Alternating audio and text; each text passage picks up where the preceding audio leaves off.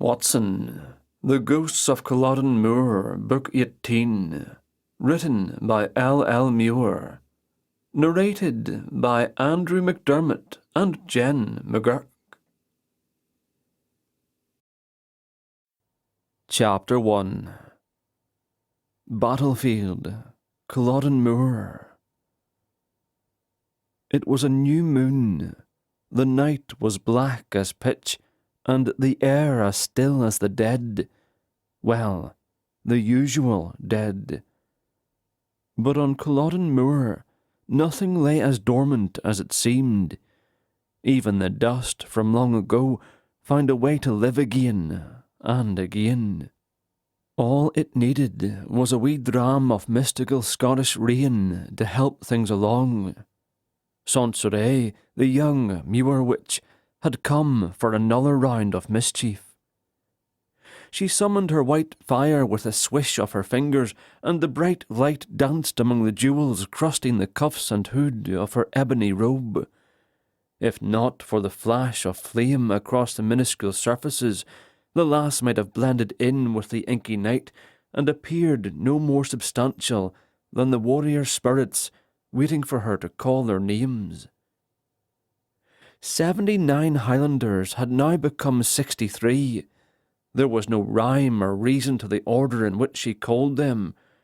They could only wait upon the whim of a 16-year-old lassie who held them all in thrall. Finally, she faced them, lowered her hood behind her dark hair, and grinned.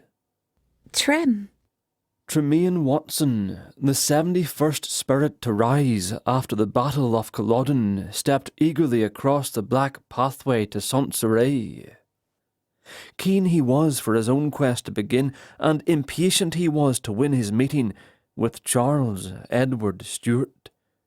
The bonny prince had lured him from his island home with promises of adventure and victory, had promised Tremayne to his face that together they would storm London, if Tremayne would but give his all for Scotland.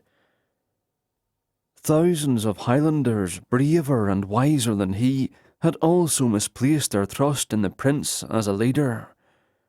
For as it happened, the royal Scottish blood running through the man's veins had ensured good judgment of neither battlefields nor advisers, and the whole country had paid for the man's deficiencies, all but the prince, of course.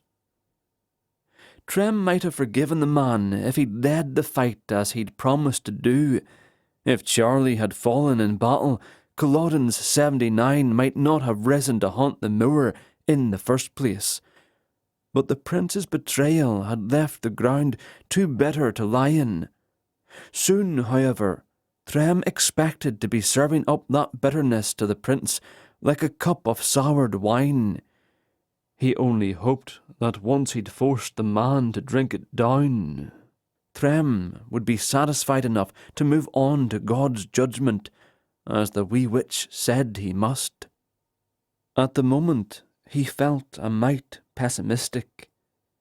After so many years of hunting and stewing, it seemed unlikely that a short tete-a-tete could put it all to bed, even if he truly could sink his fist into that overly bonny face. But with Sansoré involved, he would discount nothing. If the lass told him the very moon would crash into the well of the dead that night, he would stand back and wait for the water to splash, no matter what he believed of science and the laws of physics. For hadn't she already proven herself capable of unworldly deeds? Removing spirits from the battlegrounds, for example, after they'd become a fixed part of the place. He'd haunted his last patch of moss and heather. It was his turn to go. Lord, give me strength. His eye caught a movement beyond Sonny's bright fire. A dark shadow separated itself from the side of the memorial cairn. A man, dressed in black, from his fine-cut leather jacket to his suede boots. He unfolded his arms as he strode, unflinching through the fire itself, and came to stand between Trem and the wee witch. Together they formed a triangle. Following Sonny's lead, Trem grasped onto their offered forearms. It unsettled him to see this new ritual. Would his own quest be unlike the others? Sonny shrugged a shoulder. I need Uncle Wickham's help sending you where you must go, Tremayne. Your uncle? The man didn't appear much older than himself, but after a long look into the other's eyes, Trem bit back the rest of what he'd been thinking. Something murky and ancient stirred back from those depths. Wickham's head jerked. Bid my niece farewell, and try to remember, soldier, that the past cannot truly be changed. Trem couldn't imagine what the man was referring to. Whose past? His own? Scotland's? Who among Culloden's 79 would not change history if given the means to do it? But he'd waste no time on such foolish dreams. Wherever he was bound, he needed only to prove himself worthy by way of a brave deed, and he'd have his appointment with Charlie. He offered Sonny a grin, hoping that she knew just how much he'd come to care for her during her regular visits to the moor. Her answering smile seemed to convey the same, so he wrinkled up his nose and gave her a wink to let her know he was ready to go. Watch yourself, the lass whispered, and then she was gone. And along with her, the entire expanse of Culloden Moor disappeared in the twinkling of a witch's eye. The sudden and sodden presence of a thick mist confused him for a moment, but when it condensed on his lips, he tasted the sea. The ground beneath his feet had been replaced by the rocking deck of an old ship, and he quickly widened his stance to keep from falling.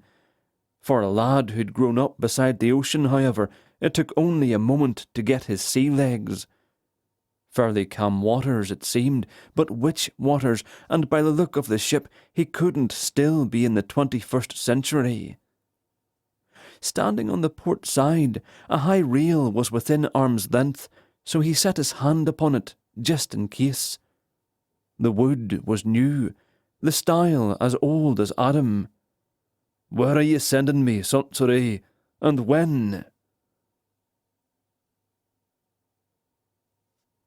The Queen of Scots was a magnificent galleon bound from Glasgow to Boston. Every spindle, every decorative knob of wood was ornately carved. There was nary a sliver out of place, let alone a broken board or damaged from battle.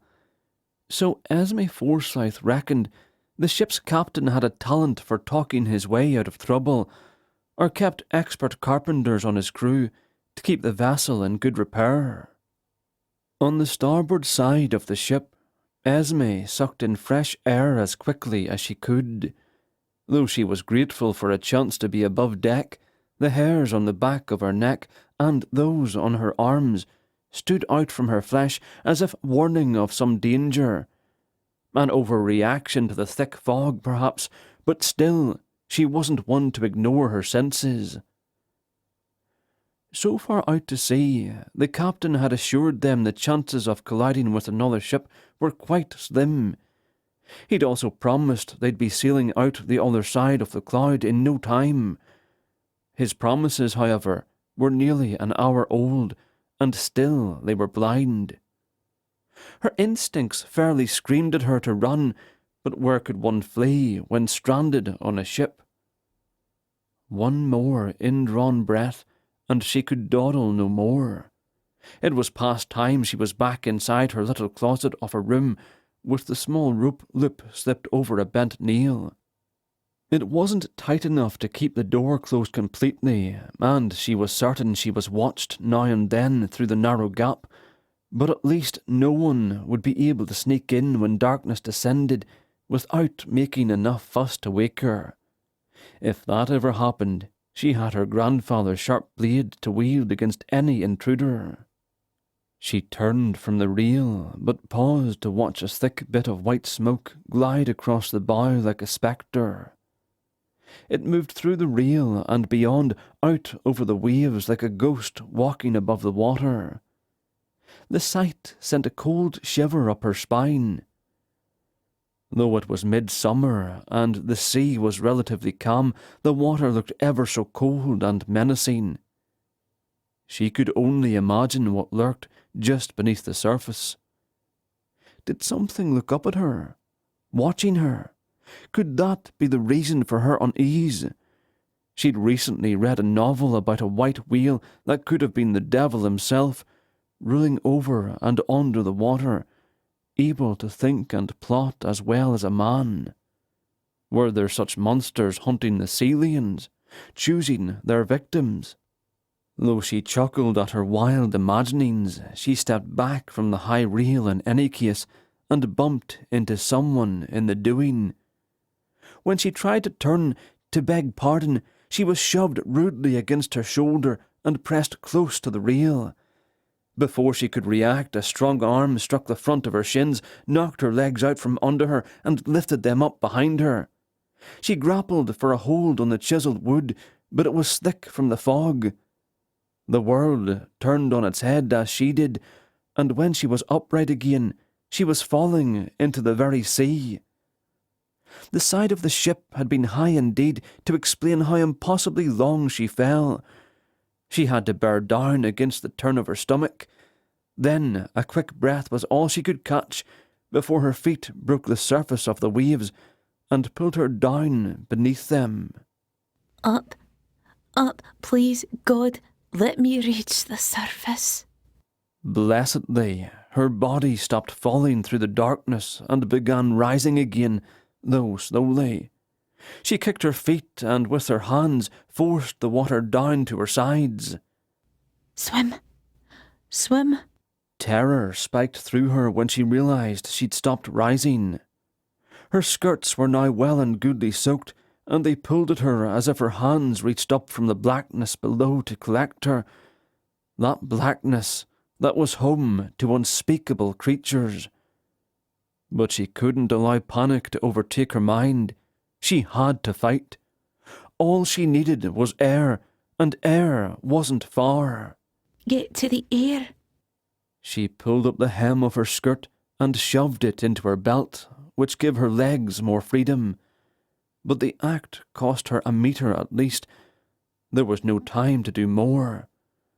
With a sob she couldn't control, her precious breath burst from her, and she resisted her dire need to inhale. Inches more. Just inches. Blessedly, her face finally found air, and she gasped over and over again, still fighting her skirts, still struggling to keep her head out of the water. At first, all she could see was the cloud hovering over the water, but when she turned in a circle, she found the ship again. Her heart plummeted. How quickly it was gliding away. Already the stern was passing her by. No one had noticed her fall. No one knew. She would be left for dead. She pulled a deep breath into her lungs and screamed bloody murder in the highest pitch she could muster. Then she did it again, only this time her head dropped below the surface and a rush of water filled her mouth, choked her. The ship disappeared into the mist before she was able to scream again, but she did, over and over. For what else was she to do with her last breath? Chapter 2. Trem sensed he was not alone in the mist, that someone else moved upon the deck, but it might have only been a play of vapour and shadow. Perhaps a sailor paced the boards, trying to stay awake until the bell was rung again. He heard a stumble, a short gasp, then nothing but the sea splashing against the hull. A reminder that they were indeed travelling through the water. The shadow moved again toward the stern. Not the fog, then. Someone else had come out for a bit of air and had changed their mind. Trem turned his face back into the moist breeze. A warm glow in the distance promised they were nearly out of the cloud. Soon he would discover where he was headed. A gull screamed as if it had caught in the lines. Trem looked up, listened closely. It screamed again. No, not a gull, a woman. He headed for the opposite side of the ship, then to the quarterdeck. Once on top, he moved to the rear, searching for the mysterious woman with outstretched hands. He was certain the cry had come from behind. With his other senses useless, he closed his eyes and heard coughing, perhaps sobbing. Only the sobbing had come from the water beyond the rail. "Man overboard!" he roared, fumbled for his belt and kicked off his boots. "Man overboard! Lower a boat!" His belt released, along with his plaid and weapons, and the lot of them hit the deck as he clambered up onto the rail. Only after he'd already jumped did he worry the water might not be deep enough for his dive, for he seemed to fall through the air far too long. The surface slapped him in the head, and the chill of it bit into his chest. After nearly 300 years void of sensations, he felt it all, especially that frantic starving for air. But he couldn't pause to appreciate it. No time. He had to find the woman. When he resurfaced, the mist was thick atop the water, but the movement of the waves ate at it, pushed at it, and he was able to see a good 20 feet ahead of him. But nothing bobbed on the surface. "Woman!" he shouted. "Where are ye?" Treading water in just his long shirt, he moved as quietly as possible, listening. No one answered. He turned to look behind him. A bell clanged 5 times, paused, then 5 again. He hoped it meant someone had heard his shouting. He looked to either side, then spun around again to search the ship's wake. "Lass, are you there?" Had he imagined it? Had it truly been a gull crying out, and the sobbing just a phantom of a woman weeping aboard the ship somewhere? Or should he use all the energy he had in him to search beneath the surface?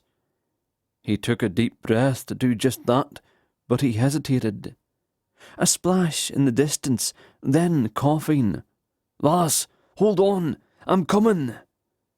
He applied his swimming skills to tackling the waves, stopped to listen, then adjusted his course. Thankfully, the coughing grew louder, closer. "Where are you, lass?"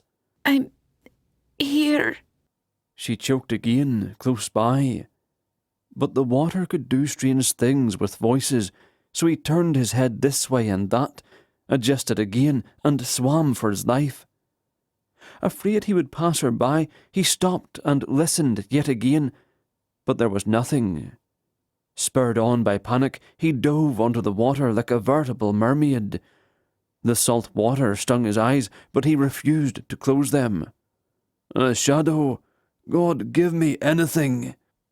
She was easy to see, thrashing about a metre below the surface, struggling against skirts that billowed and twisted around her, forming swathes of bubbles that caught the light.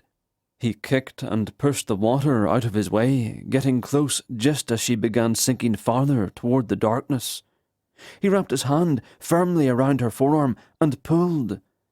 The clever lass renewed her efforts and kicked her legs furiously, and together they breached the surface once more. Trem gasped air into his lungs and fought to keep them both afloat while she coughed water out of her mouth. "You heard me. I didn't think anyone heard me." The distinctive rumble of oars slipping into their outriggers was an encouraging sound, but it might have come from a league away, or a dozen yards, there was no telling. So Trem encouraged their rescuers with a shrill whistle, then a shout. "I've got her! we're over here." Then he whistled again. Someone whistled in answer, and he grinned at the lass clinging to his arm. Somewhere in the distance, a drummer signalled general quarters. The lass shivered and tried to mirror his excitement, but the colour of her skin was downright blue, almost grey. And when she tried to smile, her eyes rolled back and closed. He shook her. "Hold on, lassie, hold on." She blinked and looked at him again, her eyes unfocused. He tried jesting with her. "I suppose you regret it now, aye, jumping over." She frowned and shook her head. Pushed. Then her eyes closed, her grip relaxed, and she sank. Trem took hold of her hand, pulled it over his shoulder, and started swimming. Against his back, her head would be out of the water for the most part, but there was no other choice. If he didn't close the distance between them and the rescue boat, they both might perish. Chapter 3. Trem had to stop and switch shoulders before he could make the final push toward the dinghy. Luckily for them both, he'd been an island lad, and his muscles seemed to remember just what was necessary to swim through the waves, and thankfully his form had been restored to the strength he'd enjoyed before he'd fallen at Culloden.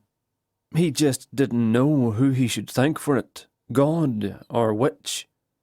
Once again he pushed forward, kicking with all his might, pushing the water aside with one arm, and working with the sea as much as possible. The tide pushed him slightly sideways, but at least it wasn't coming at him head-on. When he was certain the sailors had him in their sights, he stopped swimming altogether, to use his energy to keep them both afloat, while the wee boat closed the rest of the distance. 2 men hauled the lass into the vessel, then turned to him with groping hands. Their sudden attention was unsettling. After so many years of being invisible to the mortal eye, he felt as if he were naked to their view. Then he realized how true it was. He wore nothing more than his long shirt, having dropped the rest of his clothes and gear before jumping ship. In the old days, he'd never have worried over his state of undress. After all, the lass was unconscious, and the men wouldn't care. But after centuries of watching others grow more and more self-conscious, the paranoia must have rubbed off on him. And, thanks to his long-tailed shirt, at least his arse was covered when they helped him over the side. While he caught his breath, he watched the lass. Her chest rose and fell. Still breathing, thanks be to God. The largest of the men took up the oars and turned the wee boat around. A man with a single braid of red hair narrowed his eyes at Trem and cocked his head. "Miss Campbell is a passenger," he said, "but where the devil did ye come from?" He shook his head in warning. "And dinna say you've jumped from another ship, for I heard you clear as day when you shouted, 'Man overboard!'" Trem nodded, still gasping for breath, stalling while his mind raced for a believable answer. Sailors were notoriously superstitious, and it wouldn't do to tell the man he was a ghost newly resurrected from the moors of Culloden. But the answer came easily enough. "I'm Watson," he said. "Tremayne Watson, a doctor." Since he didn't trust the year, he assumed no one aboard the ship had ever heard of Sherlock Holmes and Dr. Watson, so he was free to take on whatever persona necessary to keep from being fed to the sharks. And though the role of a doctor wouldn't gain much respect until the 20th century, it should afford him a bit of hubris. "I've been caring for a sick passenger most of the journey, aye. I've seen very few faces." The redhead's mouth twisted while he considered. Then he nodded. "Fine, that's fine." He said it like a judge passing sentence.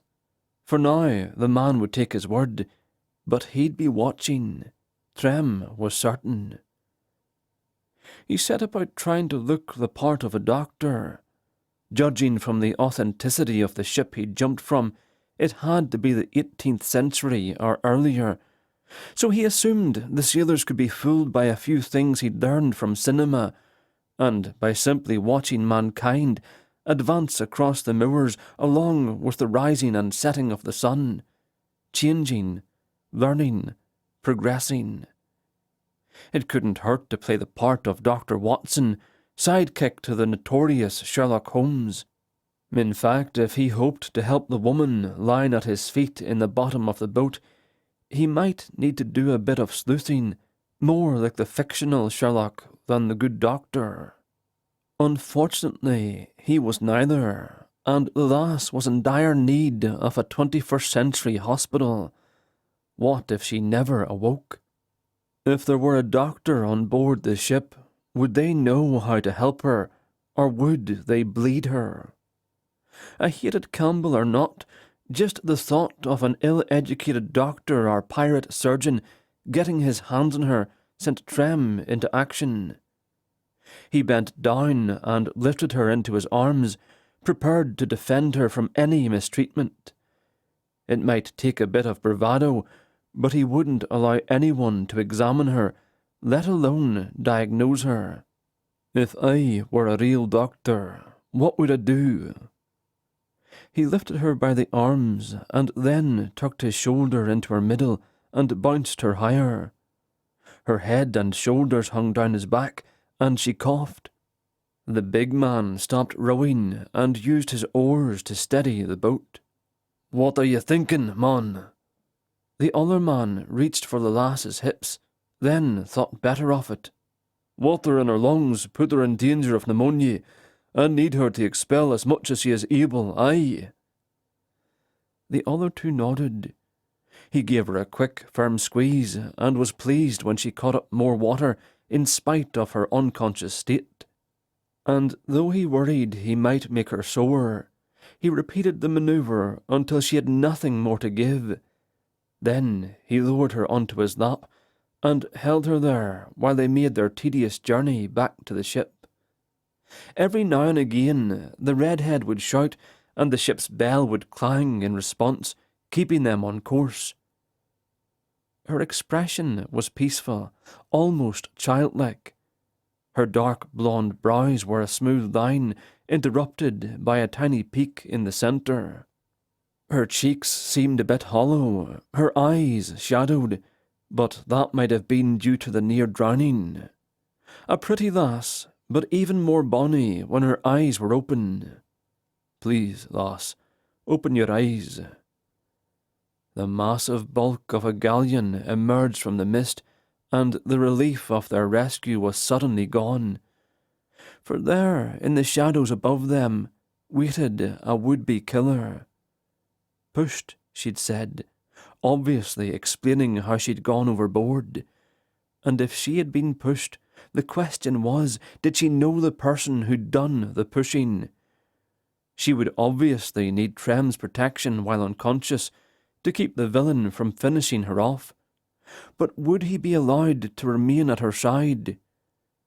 It would help him considerably to know the place and time he'd been thrust into, but judging by the ship alone, the virtue of women wasn't taken lightly.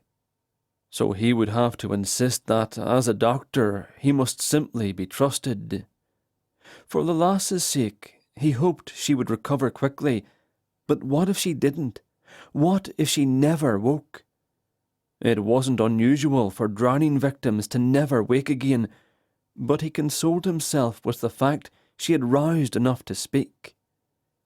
A swing was lowered, and the lass didn't so much as twitch while she was jostled about, then secured onto it.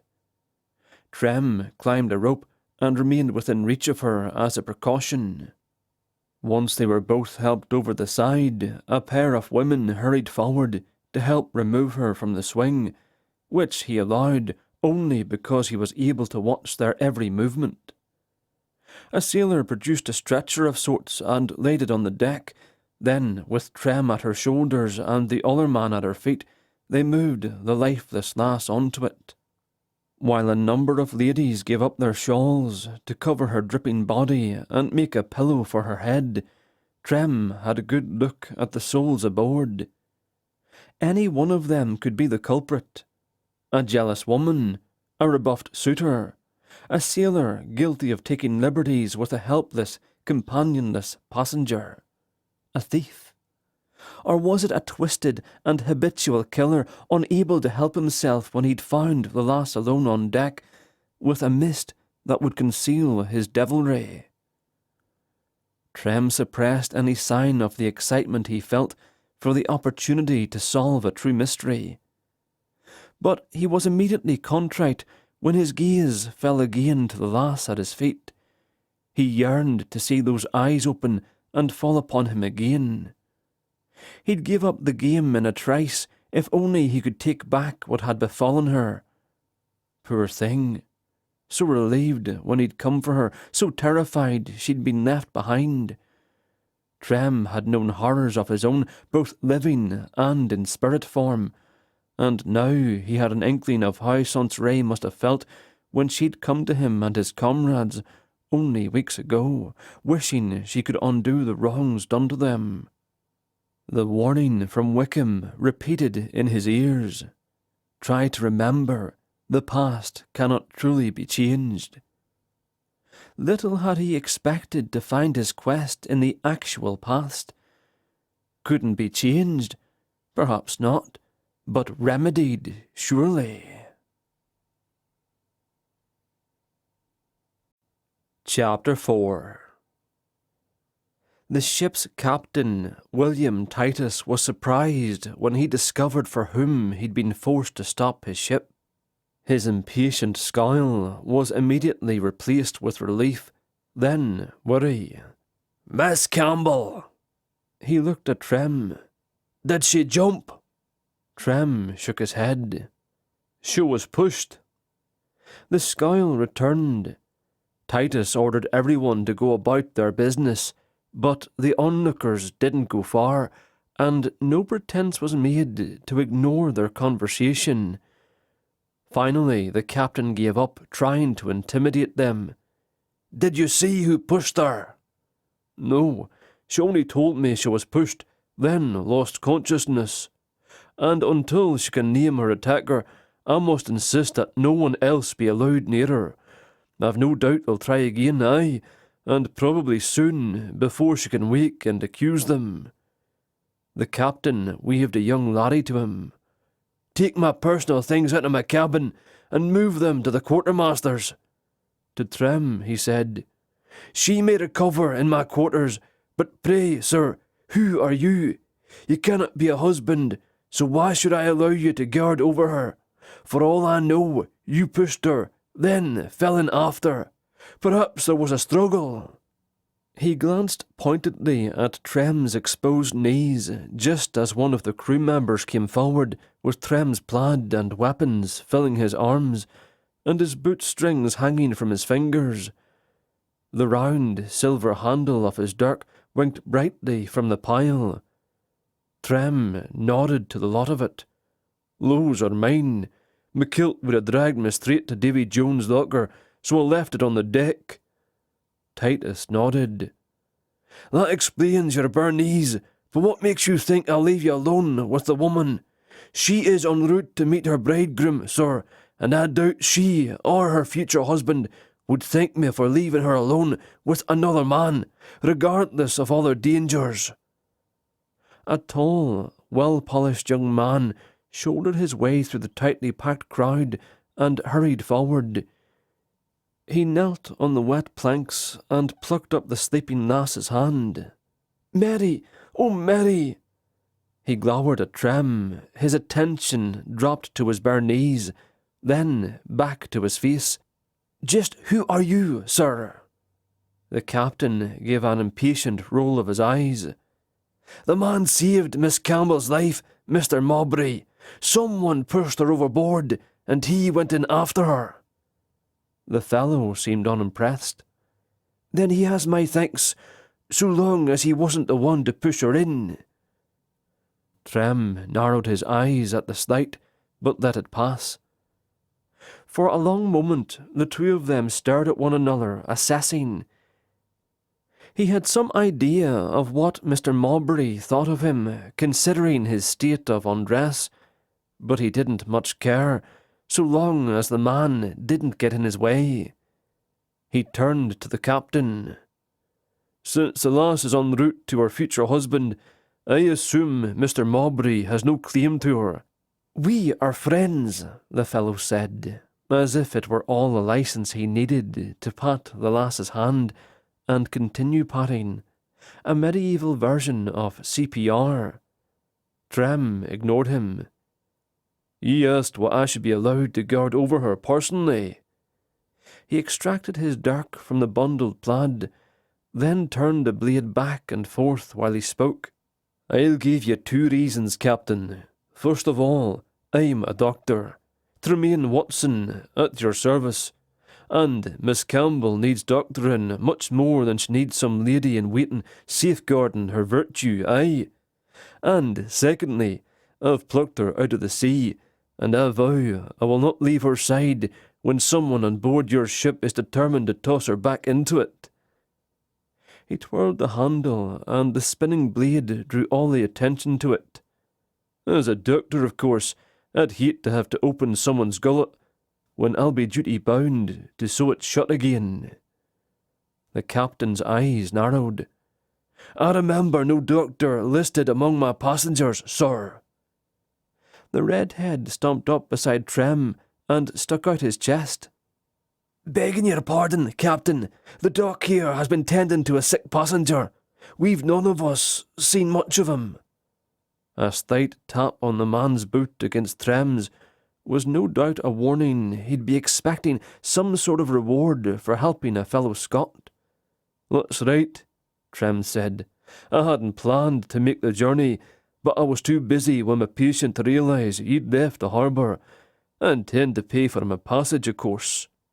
It was a mystery how he could do so, however, with only a shilling in his sporran, assuming it had made the trip with him. But he dare not check the pouch while he had an audience. "I insist you do," the captain replied. "But first, I will know the name of this ill passenger, and why I was not informed that someone in such dire condition was allowed on my ship to begin with." He was caught. He'd hoped the man wouldn't wish to be bothered with such details, but Trem's luck was at an end. He'd danced his way into a corner with no way out. If he admitted to being a stowaway, he might as well pick up the lass and jump back over the side with her. For, depending on the year, stowaways were likely put in chains or tossed overboard, and without his protection the lass wouldn't live long either. "I'm afraid your issue is with me, Captain Titus." An older gentleman shuffled forward with the help of an ornate cane. His head was covered with a large black wig that had lost most of its powder, which, oddly enough, made him look much younger than he'd probably intended. His burgundy gold-buttoned frock coat went to his knees, and if his clothing was true to the time, Trem had likely been dropped somewhere in the late 18th century. "I assure you none of my ailments are catching in any way." The man tapped his cane against his shoe. "Like my gout here. Then, on top of it all, I was instantly seasick the moment I hobbled on board, so 'twas my fault the good doctor was trapped. I'll pay his portion, naturally." He offered Trem a deep bow. The look in his eye promised that he, too, would expect compensation for saving the day. Only Trem suspected the price would not be agreeable. "Make way!" A short, stout female servant muscled her way between sailors and came to stand beside the older gentleman, her eyes on the young woman. "That's Miss Campbell, all right." She looked at the captain, then at Trem. "Is she dead?" Trem watched the woman carefully. Not yet, he said. She nodded, as if she'd just been told to put the kettle on. No relief on her face at all. In fact, she appeared slightly disappointed. Trem noted the woman's well-padded arms, and made a mental note of the fact that a great deal of muscle might be hiding beneath the soft surface. Muscle enough to push a lighter woman over the rail, and since it was more likely the lass was attacked by someone who knew her, rather than some stranger with no motivation at all, he decided to put the woman at the top of his lists of suspects. She waved her kerchief at 2 crew members. Can't just leave her here now. The pair of you, bring her along. She turned and began shooing people out of the way. "One moment," Trem said, and the woman faced him with an impatient pucker to her lips. "Who are ye to this woman?" Mrs. Friedrich, her She lifted her chin. companion. Trem shook his head and gave her blue gown and pinafore the once over. "I dinna think so. A servant, perhaps." What does it matter? She frowned at the 2 who had yet to pick up the unconscious lass. Bring her. The men looked at the captain, who nodded. "To my quarters." Then to the woman he said, "You will make yourself available to the doctor." He gestured to Trem, "And abide by his orders." She gaped at Trem. Doctor, Her gaze raked him from head to bare foot. if he's the doctor, she'll be dead by the morning. Mark my words. Trem gathered his things from the other man and tilted his head at her. "Madam, I promise ye, I will mark your words, and if the lass is dead come morning, we'll suspect ye had a hand in it." A hand? The rest of her words were lost in a bluster of indignation. Then she put her nose in the air and marched away. The captain turned to one of his men and nodded for him to follow after her. "She'll wait on you, Dr. Watson. You can be assured of it." Trem inclined his head. "Thank ye, Captain." The man gave him a wry look. "At the very least, you should make Mrs. Frederick taste your food." He laid a finger aside his nose, then headed to the quarter-deck. The 2 crewmen lifted the wood handles of the stretcher, then waited for Trem to lead the way. The older gentleman inclined his head as they passed. "Until later, then, Doctor." Chapter 5. The large, bulky chap who had manned the oars of the dinghy appeared, and led the small parade to the captain's cabin. The sailors placed the stretcher on top of the bed, a substantial-sized frame that hung from the ceiling on ropes, then hurried out the door as if they feared they might be saddled with a long list of errands. The big man stepped close to the bed and hovered over the lass. Trem had to step around him to see what he was about. The fellow patted the lass's cheeks, first one, then the other. Then he waited for a moment for a reaction that never came. "Not pretending, then," he mumbled. "No, I only wish she were." "You're certain, are ye, that she didn't jump?" "Quite certain." The man nodded, then stood, looking awkwardly around the room. Trem realized he was waiting for instructions, unlike his comrades. "I need plenty of hot water, and I need her maid to bring dry clothes." Once the big man was gone, Trem made certain the lass's eyes were still closed before he slipped his wet shirt over his head and stretched out upon his warm, dry plaid in order to properly wrap it around his body. Once his belt was in place, he stood and draped the thick, loose end of it over his shoulder and tucked it in at the waist. Bare-chested, he looked a wee medieval himself, but at least he'd be better able to care for the lass without catching his own death from a wet shirt. He chuckled at the unlikely chance that a virus would have time to do him in before his 2 days of life were spent. Moving to the bed, he tried to remain businesslike as he began undressing the woman. Though he'd taken no heather's oath, he'd claimed the role of a doctor, so he felt it only right that he act with honour and detachment. He reckoned that would best be accomplished by ignoring the woman's face while he bent to his task. There was no time to waste. If she were half so chilled as he'd been once he'd removed his shirt, she would be suffering from hypothermia soon, in spite of the shawls covering her. He had to get her dry and warm, and quickly. Waiting for fussy females to see to it would cost time she couldn't afford. Besides, other females would expect him to leave the room while they dried and dressed her, and that wouldn't do at all. In his bones he believed no one should be trusted. It wasn't simply his imagination, but his senses that screamed at him, warning him that whoever had thrown the miss into the sea was close at hand, watching impatiently for another chance to finish the job. And though he wanted to believe the big sailor had a soft feeling for the lass, Trem couldn't keep a disturbing image from his mind. The vision of 2 large hands shoving the lass from behind with such force that she flew against the ship's rail and toppled over it. It could explain why the brute had been on hand to row the dinghy, or had it been coincidence? When he'd bent over the bed, had he patted her cheeks, hoping to wake her?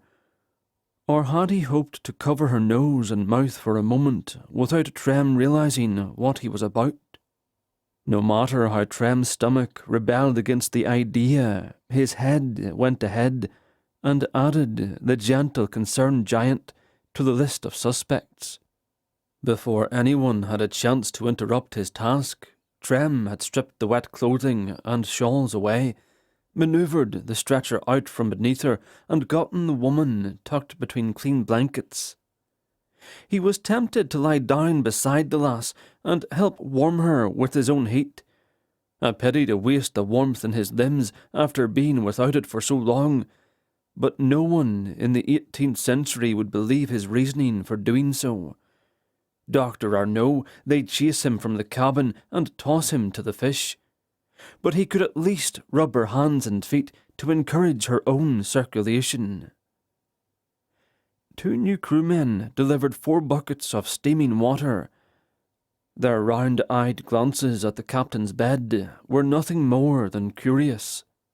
Neither of them asked if the lass had roused enough to name her assailant. The look they gave Trem, however, was telling. They didn't trust him. Either they suspected he was a fraud, or they worried he might come at them with a jar full of leeches. Either way, their lack of interest in his patient convinced him he could at least cross them off the list of possible assailants. 2 down, 100 to go. May God help him. How would he ever whittle such a number down to 1 when he had less than 2 days to work with? There was a distinct smell of onion clinging to the cabin boy's clothes when he delivered a tray of food for Trem and broth for his patient. Trem assumed the lad spent all his free time in the kitchens, hoping for an extra scrap or 2 of food. It was something he remembered doing often at the same age, possibly 9 or 10 years. "What do they call ye, lad?" The boy cast his eyes to the floor. "Rat, sir." Trem hid his pity. "I'll rephrase the question. What is your name?" "Robert, sir." "Robert, then. Are there any other doctors aboard?" The lad shook his head. "Have there been any other accidents? Any deaths?" The edge of his mouth quirked slightly, as if he would have welcomed such excitement, but he shook his head again. "No, sir." Our destination? Boston. And how soon are we expected to arrive? 4 days, sir. Perhaps 5. 4 or 5 days? He wouldn't be able to protect the Campbell woman long enough to see her off the ship. She'd be alone and vulnerable again. Unless he would simply have to find a way to keep her safe even after his time was up, which meant he'd have to catch the villain or find someone to trust. Anything else, sir? Yes, find that Mrs. Frederick and tell her to get a move on. I want all the lass's baggage brought here straight away. He eyed the platter of food and suspected the rest of the passengers were treated to nothing so fresh nor so hot. And I'll need her to taste all this before it's cold. The boy's eyes widened, and he looked longingly at the steaming meal. You'll give that nasty woman your food, sir? He suddenly clapped a hand over his mouth as if remembering his place, then mumbled against his fingers. It sounded like, Forgive me, sir. I say, she shall taste it, aye, to determine if it's poisoned. If she survives, I'll eat most of it. Most? And if I survive, I'll expect ye to eat the rest. The lad grinned and bolted for the door. Considering his haste, Trim expected Mrs. Frederick to be herded back through the opening in no time at all. Esme was drowning in a sea of sleep. She knew she dreamed, but couldn't rouse herself. Far away from morning, she harboured no hope of waking soon. Her strength would give out long before then, and she would sink into the depths of sleepy, silent ocean, without taking another full breath of air into her lungs. But that man appeared again, the same as before. He called her lass, and smoothed a warm cloth across her face and neck, trying to push the waves of sleep away so she could take that deep breath. But the waves were too strong, even for him, and they took her away again. Don't give up on me. She begged him, with no voice for begging. I'm right here. Just here. Look deeper. She must fight harder, she knew, but first she had to rest. Chapter 6. After 2 raps sounded on the door, it opened, and the unpleasant woman pushed inside. A large embroidered bag hung from her hand, which she quickly dropped and kicked to the side, no doubt hoping Trem wouldn't notice how empty it appeared to be. You cannot force me to taste your poisoned food, she said with her nose in the air. The captain will hear of it if you try. It was the captain's suggestion. Trem gestured to the tray. 1 bite of everything, now, and a good draught of the broth too. She eyed the tray as if it were crawling with bugs. No. She braced herself for a fight, but apparently her appetite won over, for she picked up a spoon and, in an act of defiance, scooped up a large dollop of jelly, wiped it across the largest piece of boiled meat, and shoved it in her gob. And before she had chewed 6 times, she pushed the better part of a bread roll in on top of it. A bit of potato she snatched with her fingers and smiled while she bit into it. Then she washed it all down with the contents of the mug before burping in his general direction. Grog, then. She was welcomed to it. He simply smiled, as if he couldn't have been more pleased, then waved at the bowl. Don't forget the broth. The woman considered the steaming contents, glanced sideways at the lass on the bed, then took a deep, bracing breath, as if preparing to jump into the sea herself.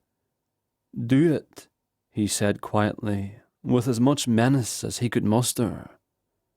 She huffed out through her nose, lifted the bowl quickly to her mouth, then set it down again.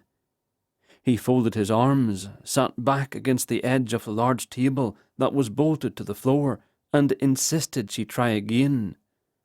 The second time, she sucked a modest mouthful, then slammed the bowl on the tray, grabbed her throat, and gasped, "You've burned me on purpose."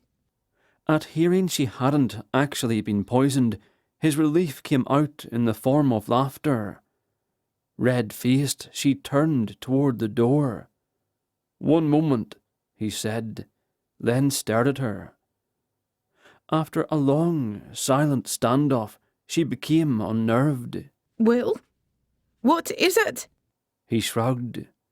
"I was waiting to see if you fell down dead, is all.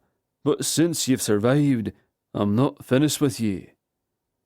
He walked to the discarded bag, lifted it onto the table, and set all its contents onto the surface before handing the empty sack back to her. "Now, go fetch me the rest of her things, every last thread. Do you hear me? When she wakes—" "We both know she'll never wake. And if she's dead, before we reach Boston, it wasn't my doing." He shook his head. "The lass didn't drown, and she was awake enough to tell me she'd been pushed into the water. The next time she rouses, she'll be able to tell me who it was did the pushing, aye. And if she looks through her things and finds anything missing, I'll have the captain put ye in chains." He frowned, pretending to consider.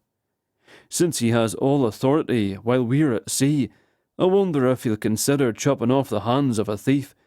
Do they still do that?" Her eyes flared, then narrowed with hate, and he was happy to have her ire directed at him, and not the lass. How horrible her journey must have been thus far, to have put up with the foul woman for the whole of it. Or had they known each other longer? He would need a list of things to ask the lass as soon as she roused, for he was determined to solve this mystery before wee Sonny came to collect him. Only then would the lass truly be safe. "I wonder what the captain would do with a lecturer such as yourself, Doctor, if he knew you'd undressed my lady alone." "Mrs. Frederick, if that is your real name." Her mouth dropped open, but she remained silent. If the woman had been waiting for ye to come change her into dry clothes, she would have perished by now, and whether or not ye were the one to push her overboard, ye'd have been guilty of murder just the same. Therefore, it appears ye should be grateful I did remove her wet things, aye." He strode to the door, opened it, and gestured for her to go. "And I'd rather be called a lecher than allow ye close enough to touch her again. Now, get ye gone, and bring the rest of her things. If she is missing so much as a bauble—" By the way she hid her hands behind her back, he assumed she remembered his threat well enough. He didn't bother repeating it. After he closed the door, he hurried to the lass's side to see if she'd roused enough to hear the exchange. When he found her eyes still closed and her breath unchanged, he was at least relieved she'd been spared such nastiness. "No doubt you heard the sound of her voice," he whispered, "and fled deeper into your mind, aye." He brushed the backs of his fingers along the curve of her cheek. "Dinna fash, lass. I'll not let anyone near ye, so long as I'm aboard the ship. But you must wake, and soon. You must regain your strength before I'm taken away." He only hoped that saving her from drowning was not the only act he'd been sent to accomplish. Otherwise, Sonny might appear before the poor Miss Campbell ever opened her eyes. Young Robert returned only a moment after Trem pushed the tray away. He could easily imagine the lad listening at the door for some signal the meal was over, eager to see if there was anything left for himself. Although any food would have been a delight to taste again after 3 centuries of bland existence, The ship's cook had managed to underwhelm even Trem, and much to the lad's delight, leaving a good portion of food untouched had been an easy thing. Besides, feeding himself wasn't the priority. Trem took the broth to the lass and set the bowl on her chest. If he couldn't get the warm liquid inside her stomach, at least he might get some of its heat in through her skin. As for the rest of the food, he felt confident the lad was safe in finishing it off, since the surly maid had tasted each item, and Trem himself felt none the worse for doing the same. He bid Robert clean the tray well before leaving the cabin so as not to insult the cook, and the boy obliged. "Tell me, Robert, has anyone inquired about the lass?" The boy bobbed his head while collecting crumbs with a wet finger. "The captain." "Anyone else?" "The cook asked earlier." "If anyone else asks, I want ye to tell me, aye, and we'll keep it between ourselves." The lad nodded, and his bottom lip turned out when there was no more crumbs to be had. Trem regarded the broth. The steam was gone, and the bowl had cooled, so he removed it from the young woman's chest and pulled the blanket back up to her chin. He would worry about dressing her after the lad was gone. "Drink this too," he said, handing the bowl into ready hands. "Tell the cook I drank it, because the lass has yet to wake, but I'll want more for her in the morning, aye." The lad guzzled it down, then his brows knit together. Trem's chest constricted with dread. Had he made a mistake? Had Mrs. Frederick never truly tasted it? Robert looked up. "I've just remembered. The older gentleman that walks with the cane, Mr. Peebles, he asked about the woman as well. He told me to give ye a message, that he needs ye to attend him tonight after supper's through. I'm right sorry I'd forgotten, sir." Trem put a hand on the lad's head and ruffled his already mussed hair. "Not to worry, young Robert. After you've spoken with the cook, find Mr. Peebles and tell him I will gladly speak to him at yon door, but I'll not believe in the lass unattended for anyone, even if the captain himself ordered me to. Can you remember it all?" The lad rolled his eyes. "Of course I can, sir," he added. After he left, Trem barred the door and slipped back into doctor mode. He averted his eyes as much as possible while he slipped the lass's dry shift over her head and down her body, careful to keep her relatively covered, to conserve her heat as much as her modesty. There was also the worry she might wake in the middle of his ministrations, and he didn't want her embarrassed. The woman never stirred.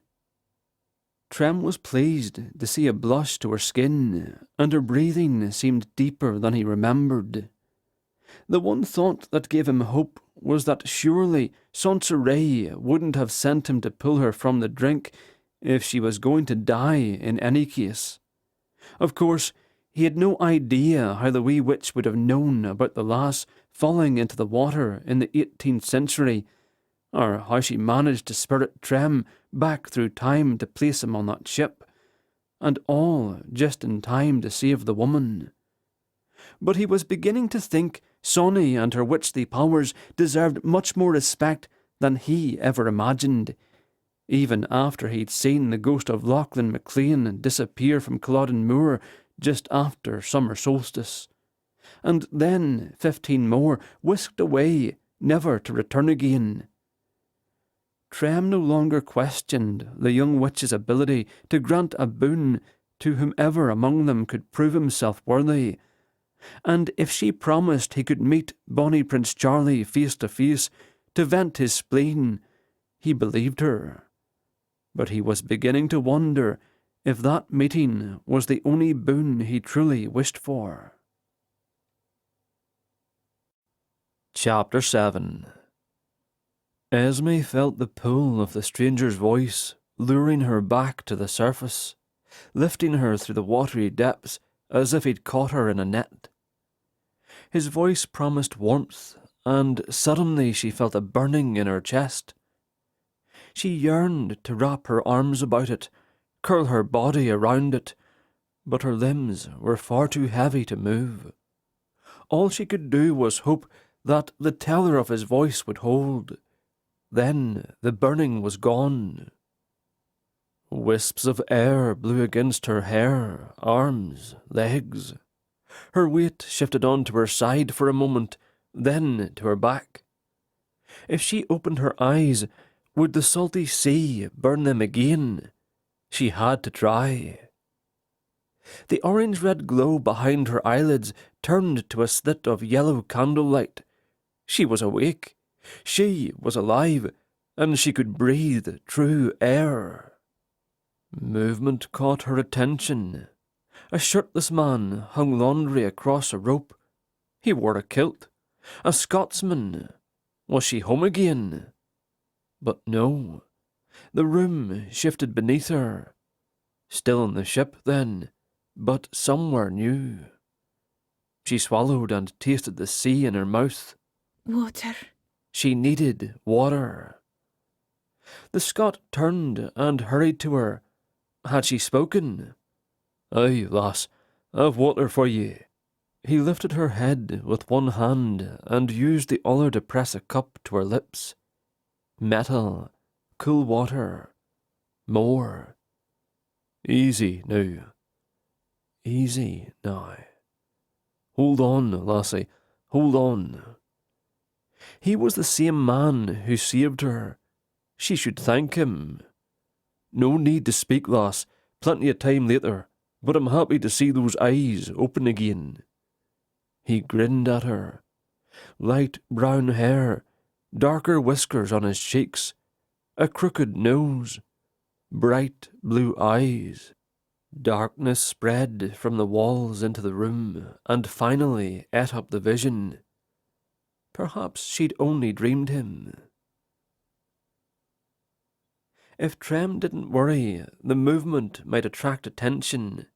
He would have jumped around the room. He was that happy to see the lass awake. He felt light as a feather and proud as a peacock, even though no credit was due him. He'd done nothing but keep her warm and been on hand with a cup of water. No doctoring at all. But at least when the lass was up and about again, it would look as if he'd known just what to do for her. No one would question his right to stay at her side. Her eyes had closed, and she breathed deeply again, so he indulged in a small jig while leaving his feet on the floor, then glanced over his shoulder to be sure she hadn't seen it. She hadn't. A powerful knock sounded at the door. Not Mrs. Frederick, then. Trem took a firm hold of his dirk, removed the bar and stepped back. "Come." The latch lifted and the door swung wide. The large fellow ducked through the opening with a heavy trunk on his back, slid it off his shoulder and set it on the floor with a thud. "The rest of Miss Campbell's things," he said. "Took the maid a while." He grinned wide enough to show an impressive array of teeth. "She had to buy much of it back from other passengers, and lost a bit of her own coin, so she says." "Just as served," Trem said. "What's your name, sir?" "None, sir. I'd be the boatswain." "Well, Mr. Nunn, can ye ensure that same maid delivers breakfast in the morning? I won't harass her any more this eve, but tomorrow she'll have tasting duties to see to." Worry clouded the big man's brow. "Are you certain that's wise, sir?" "Why?" The man grimaced. "I'm sure everyone agrees she's a firkin of soured suet." "I don't understand." "Let's just say that if I were set on poisoning yourself or Miss Campbell, I wouldn't think twice about sending that woman off, and no charge." "Ah, I see your point. Perhaps you can spread the word that the cabin boy has also been enlisted." The big man took 2 steps and glared down into Trem's face. "What kind of man would risk an innocent lad's life?" "One who is determined to save an innocent lass." The boatswain's eyes darted to the sleeping form on the bed. He took a deep breath and sighed. "I would rather ye use me in the boy's stead, sir." Trem shook his head. "Just do a thorough job, spreading the word, aye. There's a good man." The sailor finally stepped back, but seemed in no hurry to leave. "Anything I can do for the lady?" "Pray, I suppose." The man nodded sharply, as if he'd been given an order, then spun on his heel and left. Trem closed the door and lowered the bar across it. The sun was going down. It would be dark soon, and he only expected one more visitor that night. "Where are you, Mr. Peebles?" he whispered. Sherlock Holmes would have been quite disappointed with him to have unearthed so few clues thus far. Surely there would be a hint or two in the trunk, but since the lass had wakened, Trem had no right to rifle through her things. As soon as she was alert and able to speak, however, he hoped to comb through the contents with her. He was cautiously optimistic she would indeed wake again. He simply had to take good care of her until she did. As he'd heard folks say on the telly, he would make certain she drank plenty of fluids when possible, but if she grew feverish, he had no ken what to do about it. He returned to her side, and, careful not to wake her, laid his hand on her brow. To his great relief, her porcelain skin felt no warmer than expected. He only hoped she would remain that way throughout the night. Her cheeks glowed a healthy pink, as did her lips, no longer tinged with blue as they had been in the dinghy. He pushed her hair away from her head and fluffed it a bit with his fingers, hoping it would dry quickly. On a hook near the head of the bed, he hung the lantern that held a fat candle. It would keep the chill away, and he closed the wee metal door to keep the light from shining in her eyes. Then, with nothing more he could do for her at the present time, he blew out all the candles but one on the table, and decided to rest his eyes while he waited for Peebles to come calling. He was beginning to remember what it had been like to have a human body with a very human need for rest, so he untucked the tail of his plaid, wrapped the excess around his shoulders, and settled into the captain's chair. He propped his bare feet on the table next to his dirk, closed his eyes, and enjoyed the familiar smell and rolling whispers of the ocean. "Remember, remember, remember," it said. Chapter 8. Trem awoke and was immediately alert, as if someone had run a fingernail across the bottom of his foot, though no one had. All candles had burned out.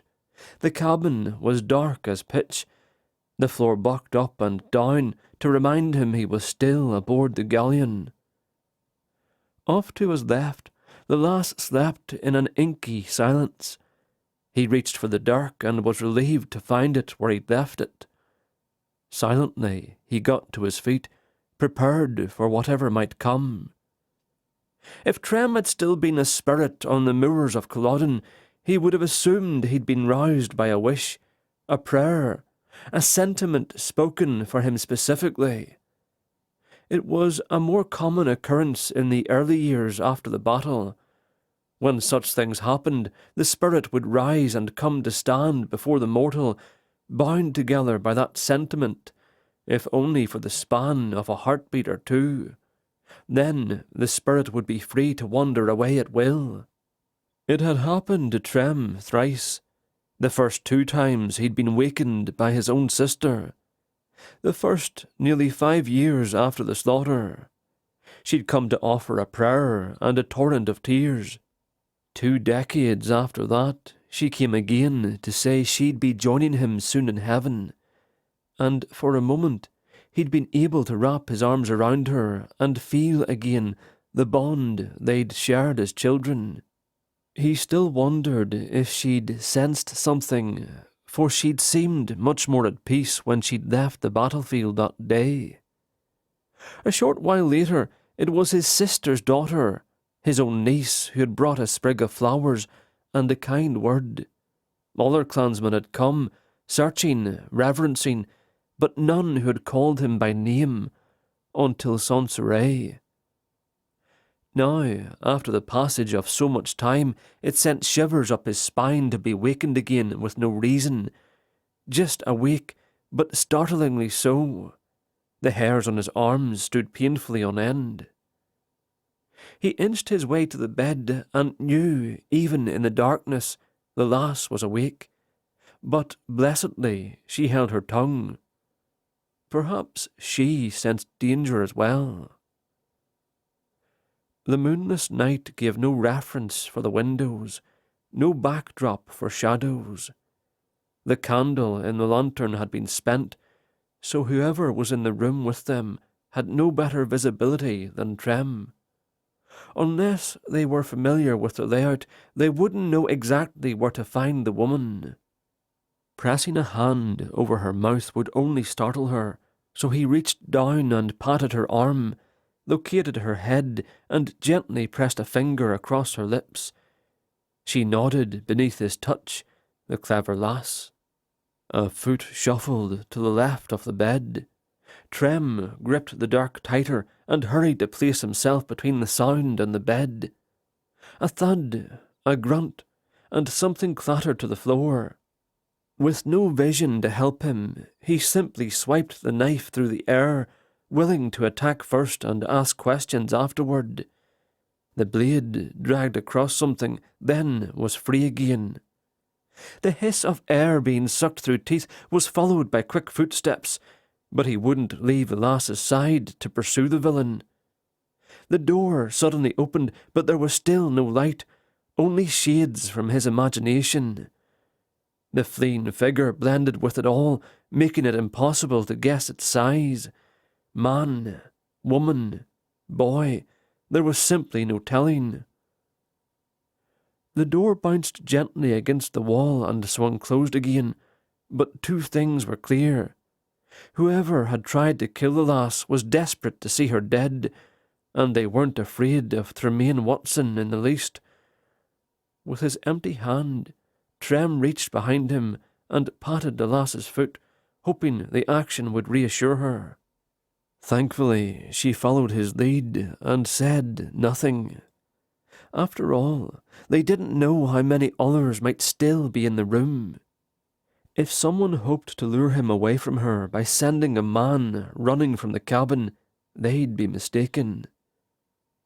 He braced himself for whatever might come at him. Then he listened. The only sound of breathing came from the lass at his back, and even that was difficult to hear over the shushing of the ocean. Ropes strained and complained. The planks of the wooden hull creaked, but it all coincided with the movement of the ship. He simply had to listen for what was out of place. He chided himself for nodding off to sleep without lighting another candle. And hadn't he barred the door? Was there another way into the room? Pinpricks of pain bit into his shoulder muscles from his tense stance. Then, to his relief, footsteps sounded outside the door. The footsteps of someone who didn't care about being heard. They pounded on the wood. "Come in, Captain," Trem called. The door opened, and the captain stepped inside, lantern in hand. The wee door was faced away from the man, and the light was nearly blinding to Trem after straining so hard to see anything at all. "Only the captain," he barked. Titus turned and waved someone else back outside, pushed the door closed and looked around the room. "How did you know it was me?" Trem shrugged to relieve the tense muscle in his shoulder. "None other than the captain would dare stomp around so boldly in the middle of the night." The man nodded. "You've had trouble?" "Aye. How did you ken it?" "I set a man on the stairs to keep watch. He said the door slammed and someone ran out." "Did he see who it was?" The captain shook his head once. Too nervous to follow, now that we believe there's a killer aboard. I think we all assumed the woman had jumped, until now. He tilted his head to see past Trem's shoulder. Any change in your patient? Oh, still unconscious, I'm afraid. He didn't know if the lass still listened, or if she'd nodded off again, but he hoped his declaration was warning enough. We can trust absolutely no one. Tell me what you need. A bell or two for the door to start. The other man nodded. You can't stay awake for the remainder of the journey. I'm happy to take a watch. Trem shook his head. No offence, sir, but I must trust no one. I understand. The man did look a little disappointed, but Trem believed it was only a natural response to the slight against his ego as captain. His good humour quickly returned. Anything you want, just ask. I won't have the Queen of Scots associated with murdering passengers if there is anything I can do about it. The man sounded sincere enough, but even so, Trem couldn't remove him from his list of suspects. It frustrated the devil out of him, knowing he was moving in the wrong direction. Any Sherlock worth his salt would be narrowing his list by now, not adding to it. Chapter 9. After a store of candles, a large cowbell, and 2 sealed bottles of wine were delivered, Trem finally closed the door for the last time. The bar he'd placed across it earlier had obviously been slid back out of the bracket on the wall, done easily enough with a thin blade through the gap. The brackets on the door had prevented the wood from falling and waking him up. He slid the trunk against the door, replaced the ineffective board, then tied the bell on the end of it. If anyone slid it out of the way again, the movement would push the rope off the end, and the bell would fall, loudly to the floor. At least he hoped it would. Before Trem was content, however, he lifted the end of the trunk and scattered a handful of salt rocks beneath it from the captain's stash. The trunk could still be pushed out of the way, but it would make a bloody racket. He brushed his hands together and turned to find Miss Campbell propped up on her elbows watching him. "You're awake," he said, smiling. You're real? He swallowed an obstruction. "You're right," he finally said. Her comment had caught him up short. Until that afternoon, he hadn't been real to anyone but Sonny in 3 centuries. It took some getting used to, like a new coat that drew unfamiliar attention. Now that she was alert, it felt awkward to move so close to her, but he did it anyway. After all, he was supposed to be a doctor, and he couldn't check her over from across the room. He pressed the cup of water to her lips, then pressed his palm to her forehead. Not overly warm. "How do you feel?" Her hand was cold to the touch, so he tucked it in beneath the blankets, and she settled her head back on the pillow. I feel like a fool, I suppose. She turned her head away, embarrassed. Even in the candlelight, he noticed the blush. "Och, now, none of that." With a gentle hand, he urged her to face him. He couldn't get enough of her eyes being open again, looking at him. His favourite of her expressions, however, was the first one he'd seen in the water, when she'd been delirious with relief, like he was the answer to a prayer. "Foolish is the one who pushed you overboard in the first place, lass. I don't suppose you got a look at the blackguard." She shook her head. You call him foolish? No evil? He shrugged. "Aye, both. But foolish because I will discover the villain and make sure he can never harm anyone again." She smiled briefly. Then her eyes grew wet as she sobered. You'll have to excuse me, sir. No one has ever tried to hurt me before. He tucked the blankets around her shoulders, pushed her hair away from her cheek again, and, with his finger, caught a tear escaping down the side of her face. I vow, Miss Campbell, that no one will hurt ye again. He pulled his sash aside and crossed his heart with her tear. So long as I am with ye. She bit her lip and nodded, with more tears threatening, but her blinks became longer and longer, until finally her eyes remained closed. Oh, aye. I'm supposed to be Mary Campbell now. There would be no more sleep for Tremayne Watson, that was certain. By rights, he should never have been able to sleep in the first place after saving the life of a bedamned Campbell, but since she was a woman, he couldn't have simply let her drown, even if he'd known her clan ahead of time. There was every chance he might have paused for a heartbeat or two, but nothing else would he have altered. His current frustration was something different altogether. He'd known she was a Campbell, and still he'd made a vow to protect her. He hadn't forgotten he'd faced Campbells on the battlefield. He hadn't lost his urge to spit after speaking the name, but he'd vowed anyway.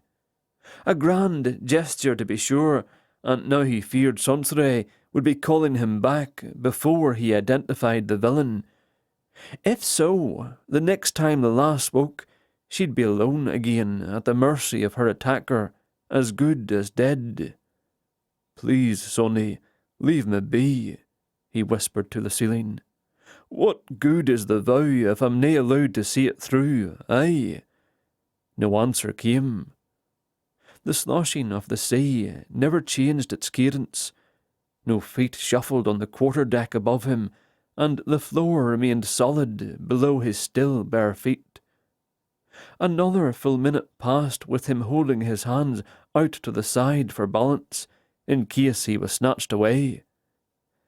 Finally, he let them fall, and a slow smile grew on his face. Perhaps I'm meant to solve the mystery after all. And the first step would be to find out the lass's true identity. Chapter 10.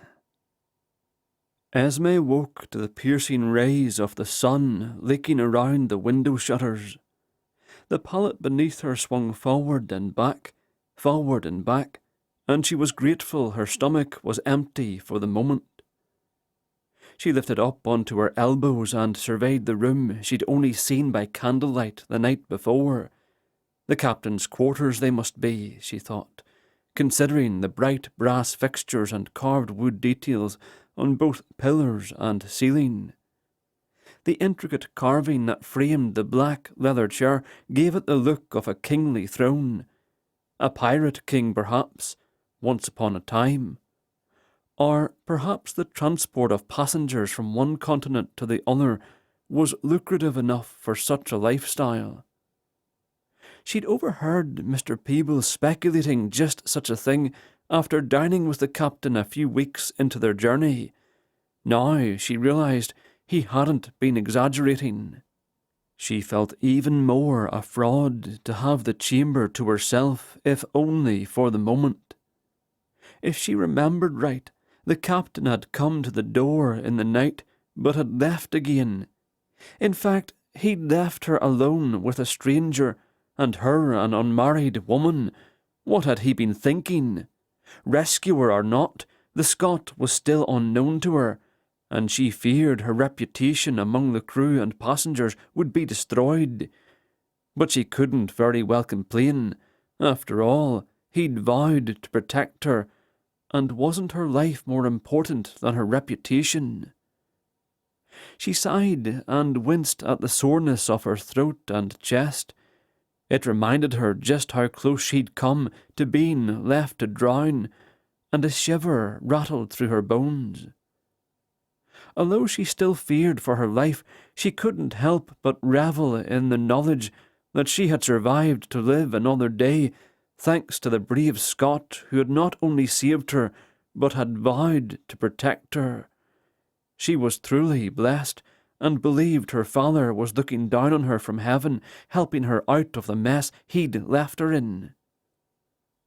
Her chintz gown was folded and lying on the wide table in the centre of the room. A peek beneath the blankets proved she had nothing more than her shift covering her. So even though it took all her energy to do so, she sat up, stretched her toes down to the floor, and stood. She ignored the pounding in her head and the weakness in her knees, and forced her way to the table. Leaning a hip against it for balance, she hurried into the gown, hoping no one would come through the door until she was covered. Then, holding on to the same hope, she made use of the chamber pot. Relieved and feeling light as a feather, she carefully made her way to the shutters, opened a window, and emptied the pot into the wake below. The bright morning sun smiled into her face, and she was forced to turn away, lest the light split her skull in twain. "What the devil are you doing?" The deep growl came from the opposite side of the room, but she could see no one. She lowered her gaze to the jumbled mess barring her exit, and found a man sitting amongst the clothing strewn about an open trunk. Every bit of it looked familiar. What am I doing? Heaven save her, the man had been in the room while she'd used the chamber pot. What the She checked her tongue. The real Mary Campbell had probably never used the word bloody in her life. Pray, sir, why are you still here? He seemed a bit groggy as he climbed to his feet, which gave her hope he'd slept through her toilet. "Forgive me, lass. I was surprised to find you out of bed, let alone fussing about the place, aye." He pointed to the pirate throne. "Here, now, sit ye down." He gestured for the chamber pot, and she realised she'd held it poised above her shoulder, as if she might use it as a weapon. Rather than hand it over, however, she bent and placed it on the floor by the outer wall. If he intended to use it in front of her, he was mistaken. She straightened, and it felt as if the lid had come off the top of her head, and her soul was escaping. "Easy now," the man said quietly as he hurried to catch her. "Slow movements, aye."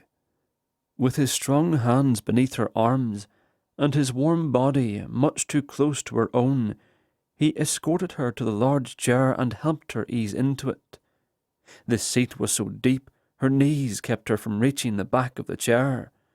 So the Scot collected the pillow from the bed and stuffed it behind her, until at last she was able to relax and remain upright. Why do you whisper?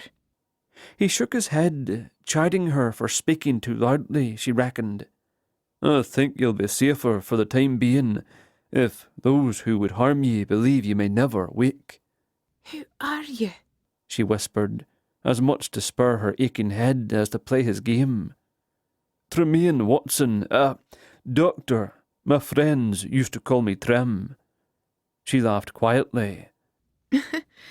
And now, what do they call you? Oh.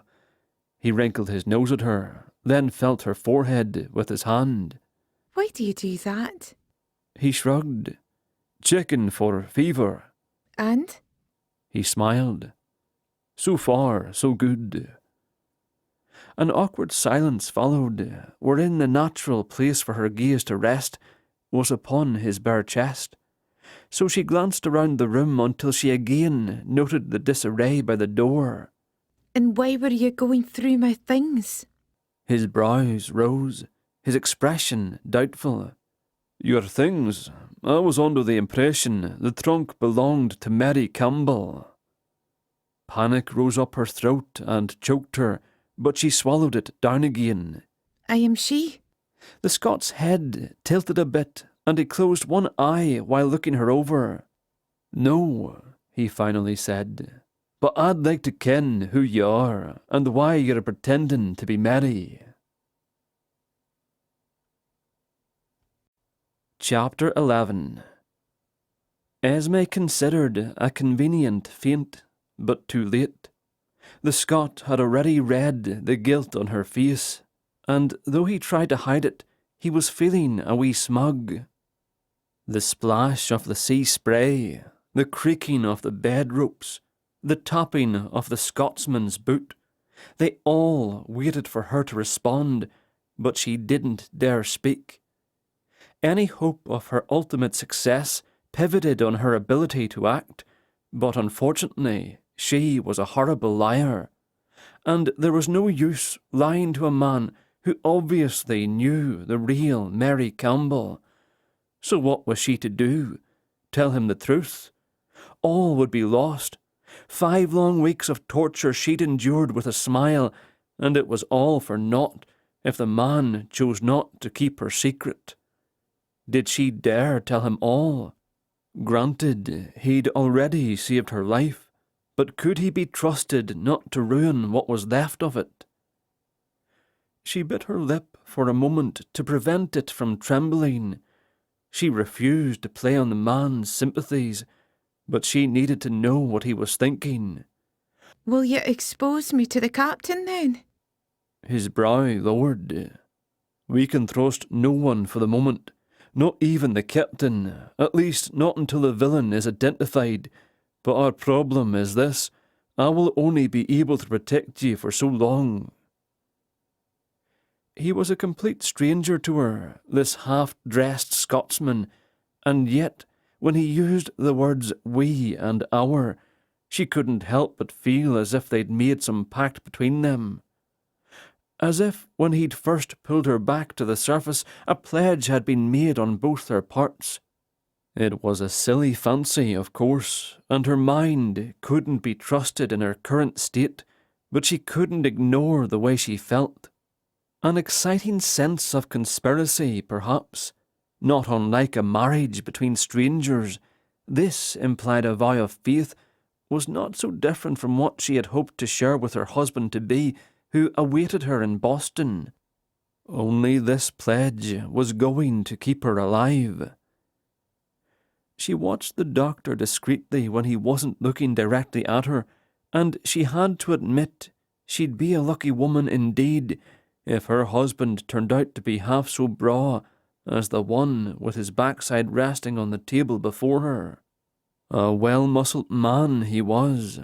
How could she not notice when his crossed arms were bare and not more than 2 feet away from her? Close enough to smell the scent of him, wrapped around him like so much blood.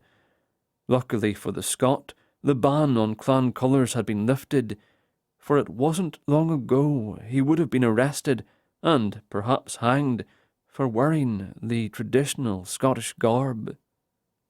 She was going to miss the sight of it. She'd miss the sound of the bagpipes as well, for how often would she hear them in Boston, a place that had so recently freed itself from Britain's rule? No, she'd not often hear the pipes again. "Chin up, lassie. I'm not going anywhere just yet, aye." She gave him an earnest smile so he wouldn't be bothered with her own worries. "I was merely thinking of what lay ahead, that is all. I suppose, since you're not Mary Campbell, there is also no groom awaiting ye in Boston." She straightened. Aye, but there is. His brows rose, his lips quirked to one side. "Perhaps you should explain. You see, the more I ken, the faster I can find your attacker."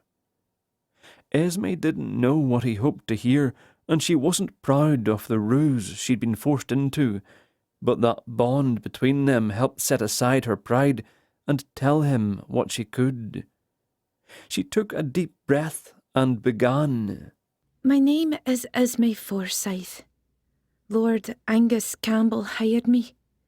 He refused to be blackmailed into voting a certain way. And the man blackmailing him threatened his family. So he decided to send his daughter to America to marry her off to a respectable family in Boston. But his daughter refused to leave England.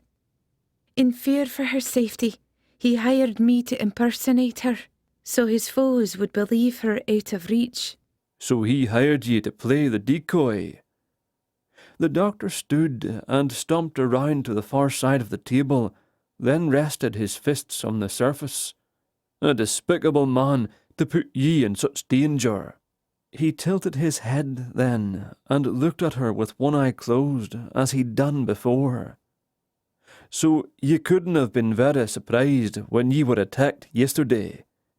She shook her head in denial. You're wrong. I was surprised. For the whole of the voyage, no one has said an unkind word, nor looked sideways at me. I might have been wary for the first fortnight, but after that, I suppose I let my guard down. The Scot gave her a kind smile. You're a terrible liar, Miss Forsyth. That I am. But what I've said is true. I don't doubt it is, but I worry you'll not be able to lie to your would-be husband, at least not as convincingly as you might hope. She nodded, admitting he was right. I worry what will happen to ye if he fails to trust ye, Miss Forsyth. I confess, I worry the same. But I have no choice. Come now, lass, in this day and age. By the by, what day and age is this? I dinna ken what you mean. Never mind. I only meant to say that in a new country you may be able to reinvent yourself, choose a life that will make you happy. I'm certain that's not how life works, Mr. Watson. I am a woman, if you haven't noticed. Oh, believe you me, I've noticed. He suddenly bit his lip and turned his back to her, for which she was grateful. It was certain she was blushing as red as a rose and as hot as a ready tea kettle. She suddenly remembered awaking wearing nothing more than her shift, and grew hotter still. Mr. Watson? Yes. Still he didn't turn, as if he found the doorway suddenly interesting. Tell me, who removed my wet clothing? Clothing? He sounded distracted, as if he wasn't paying strict attention to what she was saying, so she repeated the question more clearly. Oh, yes, well, I don't know her name. One of the female passengers. He waved off her concern. Not Mrs. Friedrich? He grunted. Mrs. Frederick wouldn't hurry to save her own supper, I'm afraid, so someone else had to do it. You would have perished if I'd waited for that unpleasant woman. But you didn't wait. No, couldn't wait. So you did it yourself? What? Nay. He slowly turned to her, his face as red as hers felt, and she realised Dr. Tremayne Watson had no more talent for lying than she had.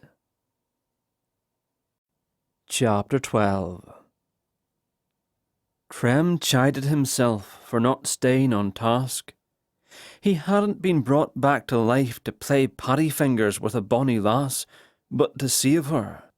And he'd already used 15 hours, give or take, of the 2 days he'd be allowed, and the only thing he'd discovered was that she wasn't who she said she was. She wasn't who she said she was. Miss Forsyth, he began. Aye. If this villain of ours is set on killing Miss Mary Campbell, Aye. then it might be fair to assume that all we need to do is reveal to all those on board that you're not indeed Mary Campbell, that you've been hired as a decoy. No. She rested her head against the high-backed chair, her lips pursed stubbornly. What do you mean, no? We're talking about your very life, woman. She shrugged one shoulder, but her gaze never wavered. He could see he would have to take another tack. What if I spread the information as a rumour? I forbid it.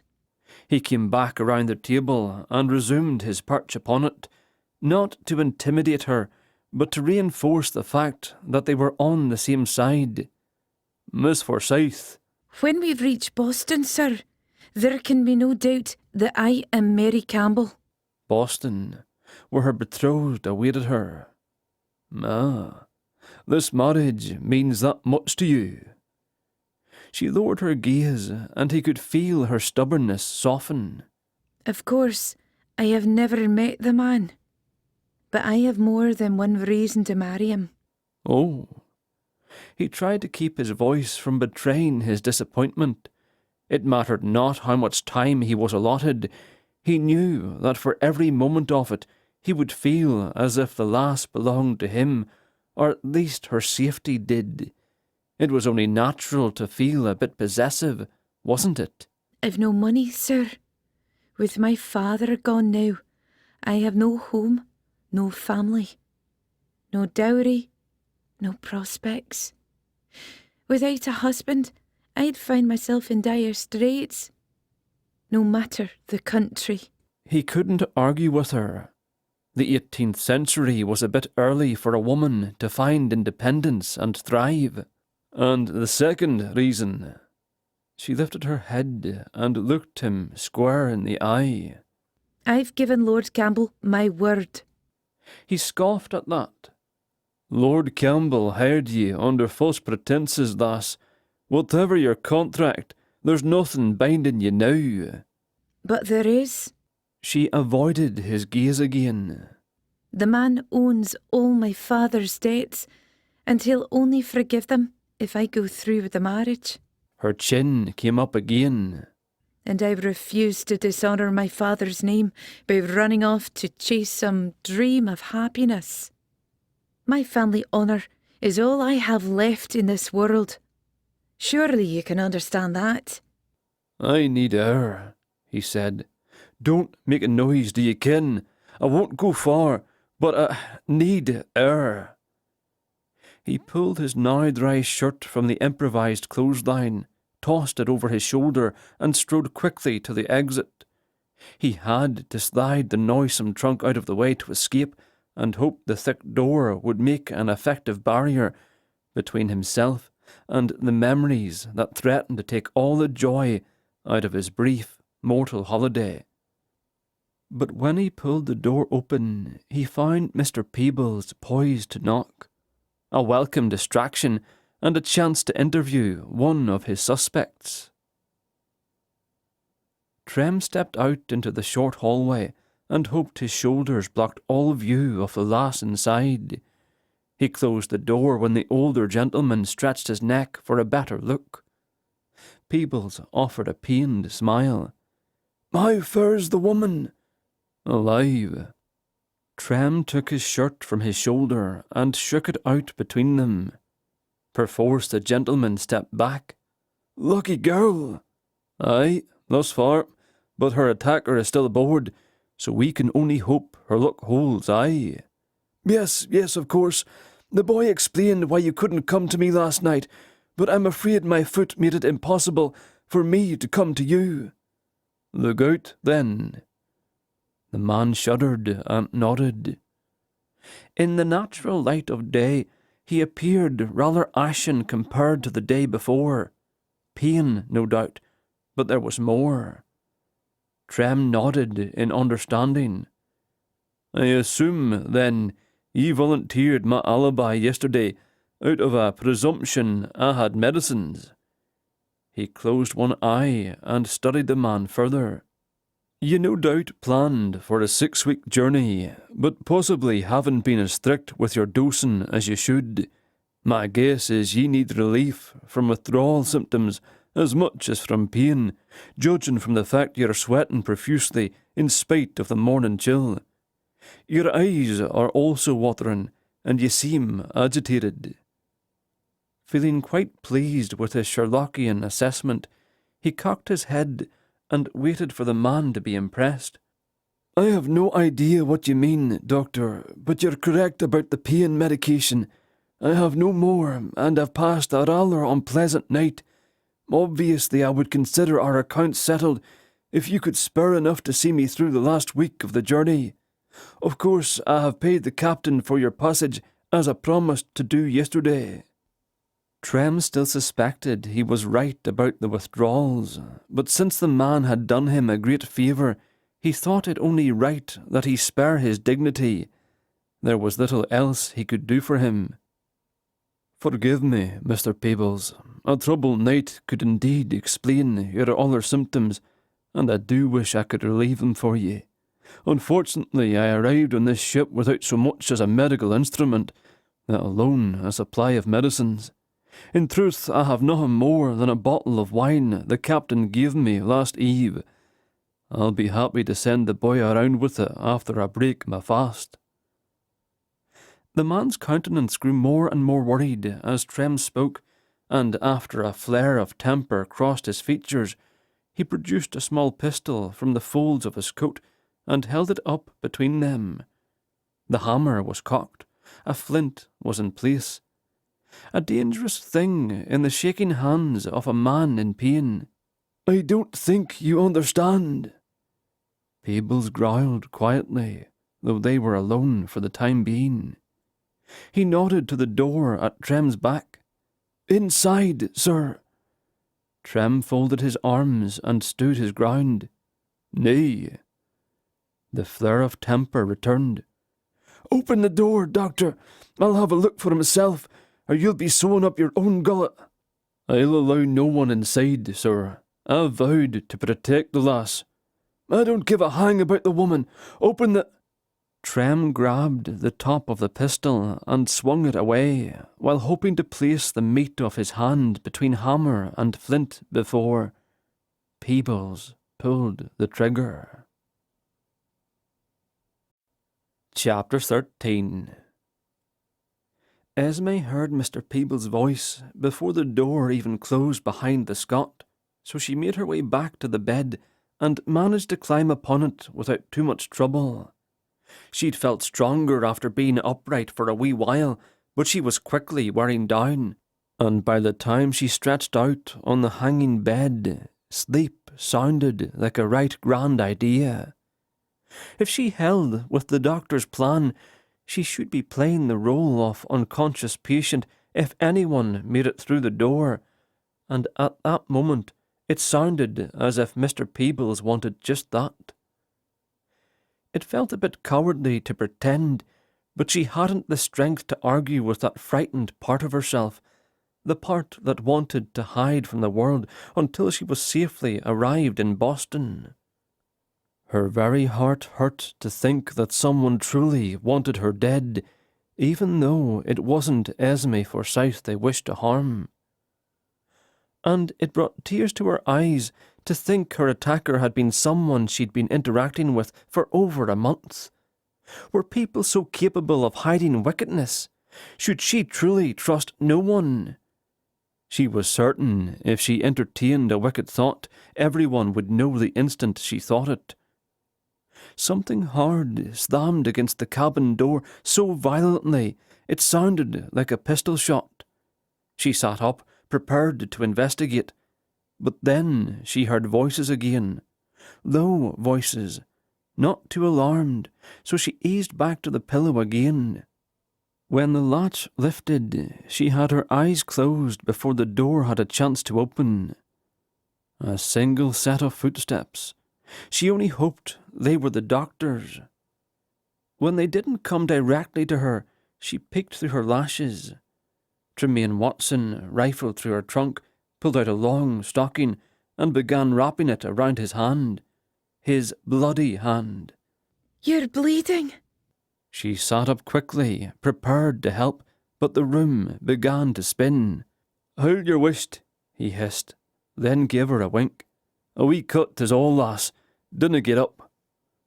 She nodded and rested back on the pillow. Speaking to the ceiling while he washed his cut with water, she asked why Mr. Peebles had come. She and the man had been assigned to the same group for meals, so she'd known his voice well enough, she explained. "And with his sore foot and cane? I would have remembered if he'd come up behind me on a deck, aye?" The doctor nodded and neared the bed, drying off his cleaned wound with the same stocking. "Mr. Peebles isn't our man, then. He came to see if I had any medicines for his pain. Poor blighter is so desperate he pulled a pistol." "I don't understand. Why are you smiling then?" She glanced at his hand, but couldn't see the cut. I grabbed the weapon and he pulled the trigger, though he never meant to. He's quite contrite about it, willing to do anything to earn my forgiveness, so I have ordered him to keep an eye out for our villain, for any suspicious happenings amongst the passengers and crew. I believe it will help take his mind off his pain, but you never know. Perhaps he'll overhear something useful. He took a close look at her then, and frowned. How do you feel? Tired. But no other complaints. You swear it? No coughing? No pains in your chest? He pressed his hand against her brow, an action that was becoming a comfortable habit for her, and she wondered if he felt the same. Did he enjoy a moment of connection, or was it merely a doctor's way? A pity it would be unseemly to ask. No pains. No coughing. I just feel sore. He winced and looked away. What is it? What are you not telling me? Am I going to die? His attention flew back to her. He picked up both her hands in spite of his injury. Then he bent over her. You're not going to die, lass, and any soreness you feel is likely my fault. I was a bit rough with ye yesterday when I tried to force the water out of ye, aye. Oh.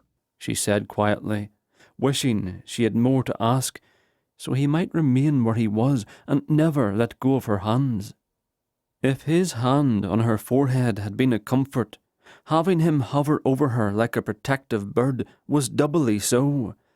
And though he seemed to have nothing else to say on the matter, he seemed in no hurry to step back. In fact, it appeared he'd taken a great interest in her lips, and in the time it took her to blink, his face had come even closer. He glanced into her eyes as if asking permission, and though she couldn't imagine how she'd granted it, he lowered his mouth to hers. She'd never before been close enough to a man to hear and feel his breathing, smell his skin, or know every minor movement of his head.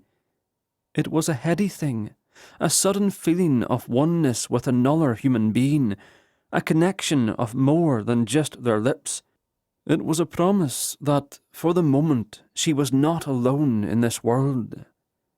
The emotions were so unexpected, so overwhelming, they brought a tear to her eye. The Scot pulled back to look at her. "Forgive me," he whispered. "It's been a great long while since I've been in such close proximity to a bonny lass, let alone wanted to kiss one." She felt her face flush. You've wanted to kiss me? "Oh, aye, you didn't see anyone holding a pistol to me head," he chuckled.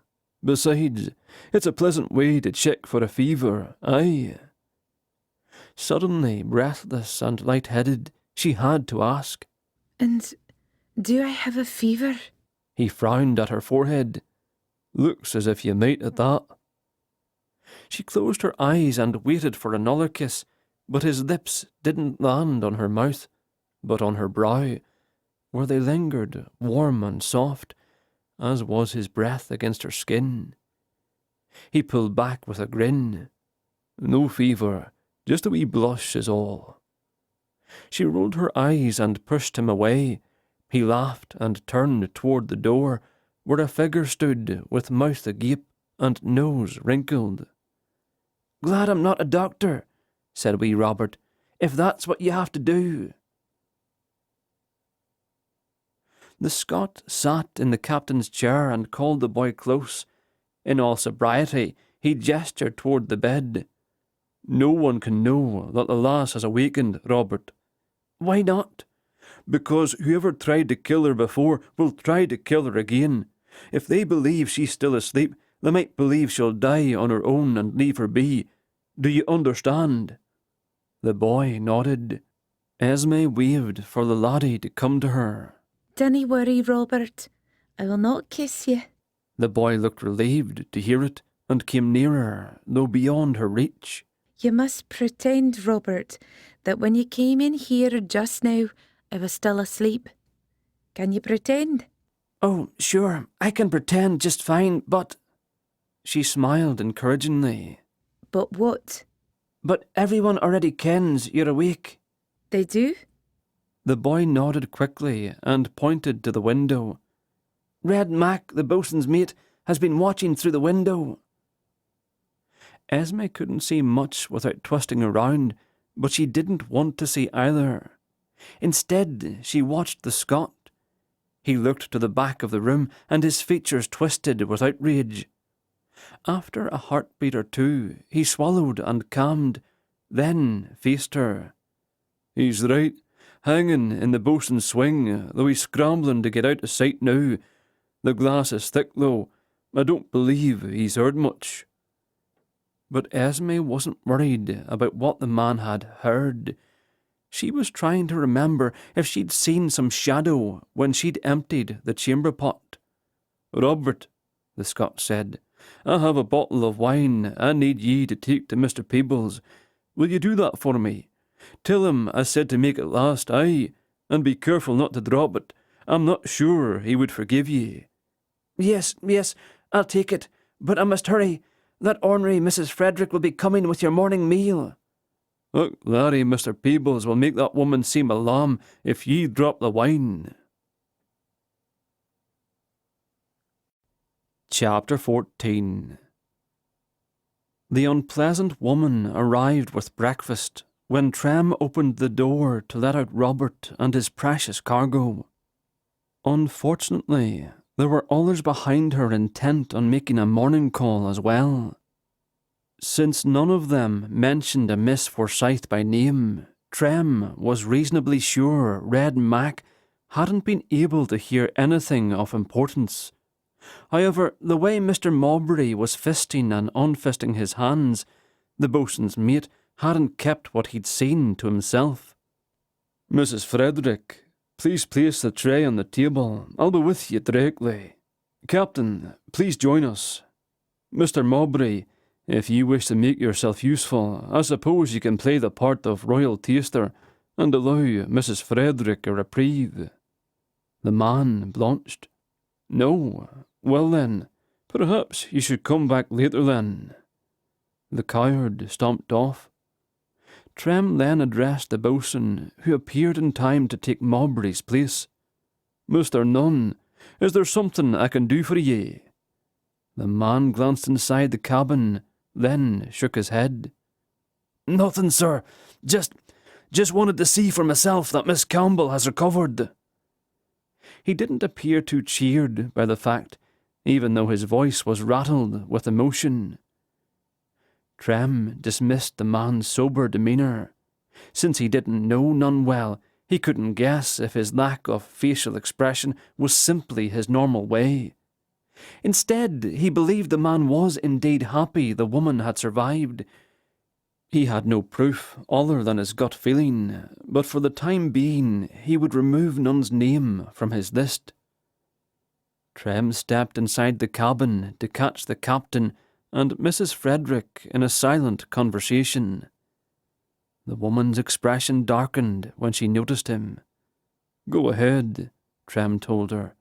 Taste it all, but leave a bit for us this time, would you? The captain renewed his glower. She refused to be cowed and lifted a bite of porridge, tasted, then cleaned the spoon. While she took a small bite of the cheese and dried currants, Trem waited for signs of distress and realised what a barbaric thing it was to force someone to taste food that might be poisoned. One glance at the lass on the bed, however, toughened him right up again. If someone was going to be poisoned on that ship, he certainly had the right taster for the job. Considering the look she gave the captain, knowing it was Titus's idea to use her lustily, she certainly fit Mr. Nunn's description of a firkin of soured suet. Something interesting happened, however, while the woman tasted the broth the cook had included on the tray. She fairly snarled at Miss Forsyth, as if her predicament was entirely the lass's fault. Esme, bless her, turned her face to the far wall to escape the vitriol, but Trem wouldn't stand for it. Tell me, Mrs. Frederick, he said, just how does a servant like yourself risk your employer's ire by treating her so vilely. Esme gasped and pulled herself up on her elbows, but as she prepared to protest, Trem gave her a sharp look and shook his head. The maid pointed at her and sneered. She's not my employer. Lord Angus Campbell pays my wages. You mean her father? The woman caught herself and smoothed her features. Yes, of course. Her father. But she knows. I didn't want to take this journey. I have family, you know, but I was given no choice, and now I have to survive another journey just to get home again. And if she complains to her father?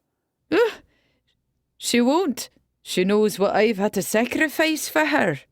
Trem turned to Esme. He had hoped she would speak up for herself, but instead of arguing, she was glaring at him. He was being thick, he realised. Esme worried that Mrs. Frederick would out her as a fraud, just as he'd wanted to do, only for different reasons. And there he was, provoking the nasty woman to do it. "Forgive me," Trem said quietly, and smiled at the maid, so she would believe he was apologising to her. "It's not my place to interfere, and if you've tasted everything, Mrs. Frederick, you may go along your way." She glanced at the food on the tray with a hint of regret, pushed the lot away from her, and flounced out the door. "Good," the captain hissed once she was gone. "My apologies, Miss Campbell, for being saddled with such a maid." His brows quirked. "Is there any chance the wrong woman was pushed overboard, do you think?" Together, the three of them enjoyed a hearty laugh, and it was a treat to see Esme's heart lightened, if only for a moment. Titus stroked the carved arms of his chair briefly, then stood and bowed toward the bed. "I came to apologise for the man you saw outside your window." "Red Mac?" Trem folded his arms and waited for the rest. "Red Mac, yes. I take full responsibility for his spying, and I assure you it will not happen again." The slight lift to the corner of his mouth convinced Trem the man had heard about the kiss. "We have nothing to hide," Trem assured him, "but a lady needs privacy, even on a full ship." He nodded at Titus's hand that rubbed the corner of his chair once more, as if he couldn't quite part with it. "Or have you come to take possession of your cabin again, sir?" The man realised what he was doing and laughed. "No, Doctor, I'm comfortable enough where I am until we reach port. The cabin is yours. Well, Miss Campbell's at least until then. If you need another place to sleep, now that she is conscious again." "Sorry, Captain, I'll not leave her side until the villain is found, whether she wills it or not." Esme shrugged her shoulders as if she didn't believe herself capable of getting rid of him, and that suited him just fine. It made Titus laugh. "Well, make merry while you can, aye." He gave Esme a wink. "And if ye need to walk about the deck this evening, I can have everyone sent below but for a skeleton crew." "Perhaps," Trem answered for her. He was nearly reluctant to see the man go, for he knew as soon as he was alone with the lass again, she was going to rip off his head and spit down the hole. Chapter 15. The Scot followed the captain to the door, lowered the bar, and spoke before turning to face her, the coward. "First things first, lass, and you'll eat and drink your fill before we discuss a bloody thing. Is that clear?" She swung her feet off the bed and padded to the table. After scooting the tray to the edge, she sat in the elaborate chair without saying a word. She was right starved, she was. And if he so much as looked at the food, she was afraid she might just growl. A fair half of the porridge went first. She felt so hollow she wanted the stuff sticking to her ribs for a moment before washing it down. The cheese was strong and tangy, but her stomach rebelled at the smell alone, so she set it aside. She eventually drank a good portion of the broth, then picked at the dried currants while she looked her protector over. The man stood at ease while she looked him up and down, as if the attention pleased him. She wondered if he was often ignored, so she asked him, but felt immediately contrite. Forgive me, Mr. Watson. Eating like an animal has suddenly turned me into a rude creature. Please forget I asked. His bark of laughter cut off the rest of her apology. Nay, lass, dinna think twice about it. As a matter of strict fact, I have been, let's say, invisible for a long while, though it's never bothered me much. I've learned that people who are important to ye see ye just fine. He took up his earlier perch on the side of the table and plucked up the cheese. And I'd rather ye call me Tremayne, or Trem in private, after all. He gestured to the bed to remind her of the kiss. Tremayne, then. A deluge of porridge hit her stomach all at once, and she instantly regretted her greed. Are you ill? Ate too quickly. You can finish the rest. He placed the remaining half of the cheese on the tray. We'll save this for Robert. And while he ate the rest of the porridge, with a bit more glee than she expected, she couldn't keep her attention off his mouth. Would he ever have reason to kiss her again? If she was no longer in danger from a fever, would he have no excuse to touch her? He caught her looking and laughed. I thought you were full. She nodded. I am. His gaze flared, and he was suddenly the one watching her mouth. The way her blood reacted, she thought it wise to distract them both, and she knew just how to do it. I will have your promise, Tremayne, that you'll not tell a soul who I am, or who I'm not. And I'll have your promise that you won't trick Mrs. Friedrich into revealing me either. He sighed and put the empty bowl back on the tray. He drank a bit of broth, then took a swig of the water ration, before he pushed the tray to the far side of the table. He took his time, gathering his thoughts. Finally, he faced her. It's a simple thing, lass. You can save your own life here if you'll but explain it to the captain. He can spread the news in a trice. The killer will leave you be. And I've already explained why I will not allow it, aye? It's a simple thing. She threw his words back at him. It's my father's honour. He suddenly rose and loomed over her. Once a man dishonours himself, lass, it's up to him to purchase it back, not his son, nor his daughter. I learned this the hard way. I wish you could simply trust me in this. She watched him closely as he began pacing the room, back and forth on the far side of the table, over to the windows and back again. The hard way? Tell me. A crowd of men on the quarterdeck above their heads broke out in laughter, and she and Tremayne both looked up, listening. When her gaze fell, she found him already watching her. I was born on the Isle of Mull, he said. When bonny Prince Charlie came to the Isles and asked us to fight beside him, my father refused. He didn't wish to get involved. He wouldn't take sides. When I argued that not taking Charlie's side was indeed taking the side of the Hanoverians, he denied it. He shrugged his shoulders and wandered back to the window. So I felt it was my duty to save his honour and the honour of my family, believing Mull and following Charlie without him. But in the end, I was fighting for no one's honour but my own. Esme hadn't known the Scot for long, but it was time enough to know when the man was lying, and she believed he was telling the truth. Only the truth made no sense at all. She got to her feet and found her knees shaking. Her entire body trembled so violently, the breath moving in and out of her lungs rattled. Tremayne. He heard her whisper and turned. Whatever he saw on her face alarmed him, and he started toward her, then stopped suddenly. "Oh, Esme, forgive me." He put his hands on the sides of his head. "Oh, I am thick, I am. I never meant to tell ye."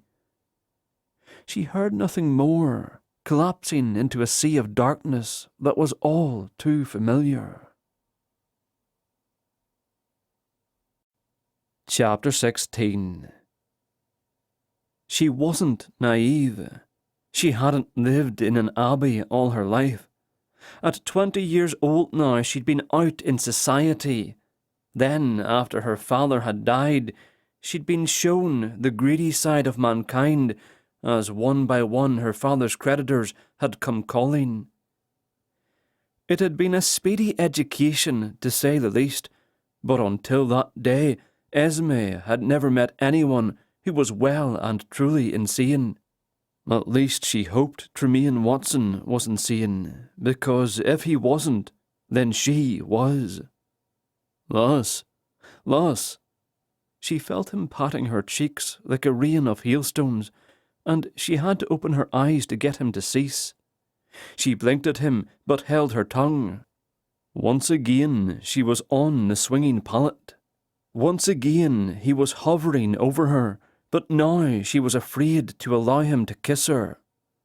As much as she loved the touch of his lips before, she now worried what he might do if she rebuffed him. But what choice did she have? To encourage a madman was madness.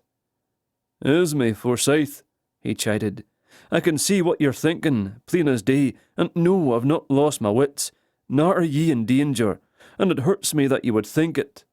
Suddenly he was gone, and she had to sit up and twist around fully to find him, staring out the windows again. You haven't lost your wits? "Nay," he said quietly. You believe you met Bonnie Prince Charlie in the flesh? "Aye."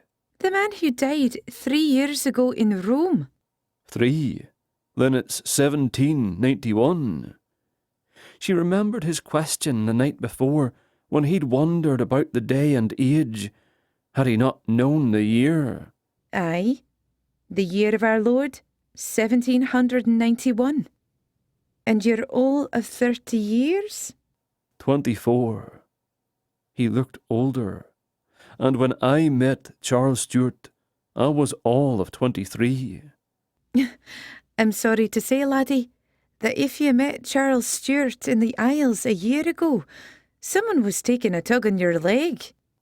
I met Charles Stewart 270 years ago, Esme, and the next year at Culloden I died for wanting to save my father's honour. I died for wanting to prove Charlie's right to the throne, and when one more day is passed before my eyes, I will meet the blackguard again, and I will beat him bloody for dishonouring us all. He turned back to the window. So no, I will not keep your secret, so that ye may die to prove your own father's honour, for I have done the same, and it meant nothing in the end. He glanced past her to the door, then at her, and before she could get her toes on the ground, he was already lifting the bar. She hurried to him, ignoring the swirling of the room around her, and forced her way between himself and the latch. I'll not let you out of this room, Tremayne, unless you promise you'll keep my secret. He shook his head, picked her up under the arms, and set her aside. Then he held her there. "Nay, I wasn't delivered to this ship in order to keep your secrets. I was sent to save your life, and I'll do so in whatever way I can." What do you mean, delivered here? "Yesterday, just before you screamed for help." Yesterday? Now you're saying the very mist delivered you on board. He grinned. "Appropriate for a ghost, aye." But Tremayne, I can feel you. You're no ghost. She wrapped her hands in his shirt, pressed on his chest, showing him just how tangible he was. And the Battle of Culloden was but 45 years ago, not 270. She laughed lightly, hoping he would laugh along, but he didn't.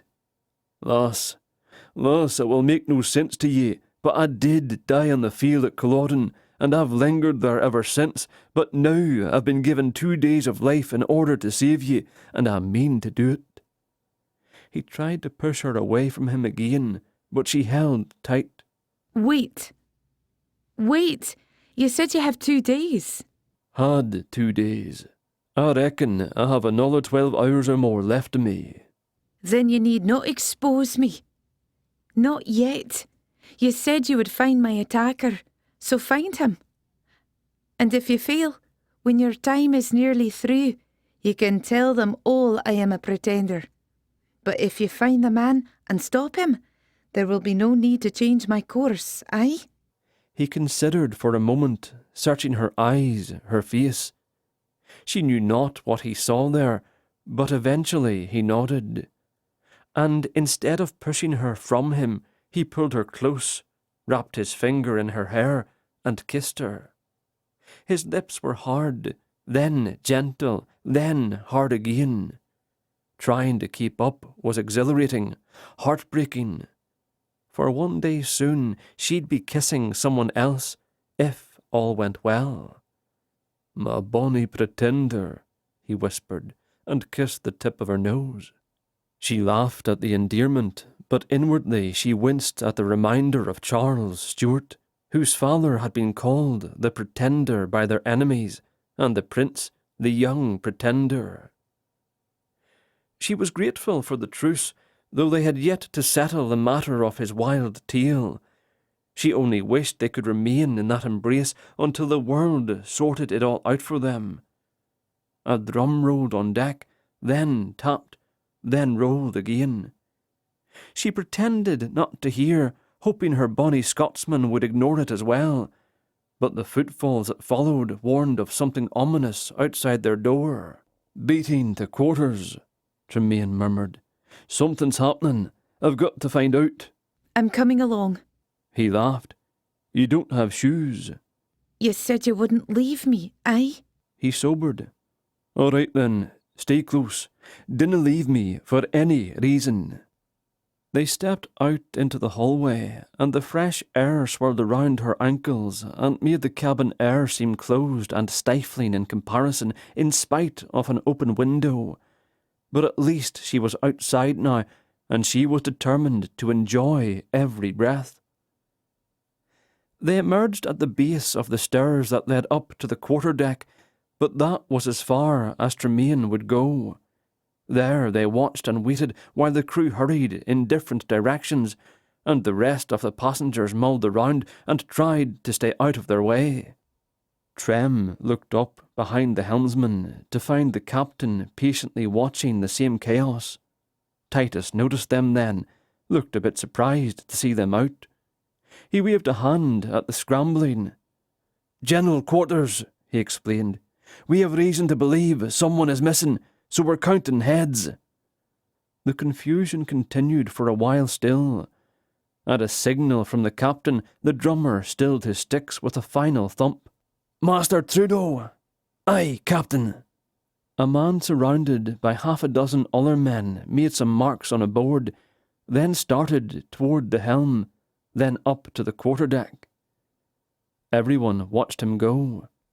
Luckily, Trem was close enough to overhear. "Only one man missing, sir," Trudeau stammered, nervous. "Mr. Nunn, sir." The captain appeared genuinely stricken. "It cannot be." He turned to face the masses. "Mr. Nunn, show yourself." After a long minute passed with no sign of the man, Titus shouted for the quartermaster, the master of sail, the master gunner, and all senior officers to search the ship, stem to stern. The riggers were sent aloft with telescopes to search the waters aft. All others were ordered to remain where they were. The captain gripped the railings before him and waited. Time moved slowly in anticipation, but the ship was eerily silent. Every groan of the hull sounded impossibly loud. When finally the ship's masters appeared once more and shook their heads at one another, Master Trudeau looked to the riggers aloft, then spoke for them all. "Mr. Nunn is not aboard." The captain's eyes closed briefly. Then he nodded. Trudeau ordered everyone back to their watches. A sailor pulled a kerchief from around his neck and wrapped it around the bell's clapper.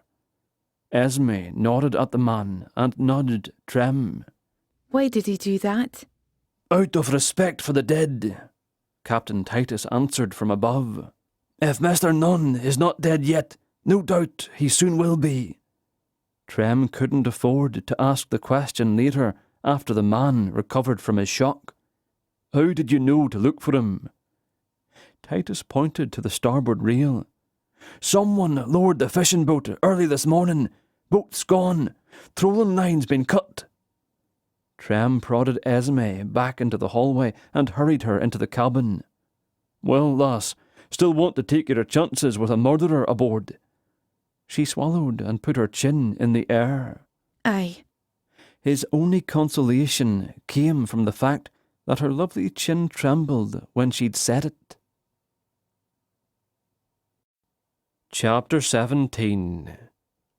All right then, poor Mr. Nunn is no longer a suspect. Esme wiped a tear from her cheek. He was always looking after me. With all he had to worry about, he was always asking after my needs. Trem wished there was more time to show respect for the boatswain, but he was running out of time. His greatest fear was that the murderer would find a way to get to Esme, which well could happen if he left the cabin to go looking for clues.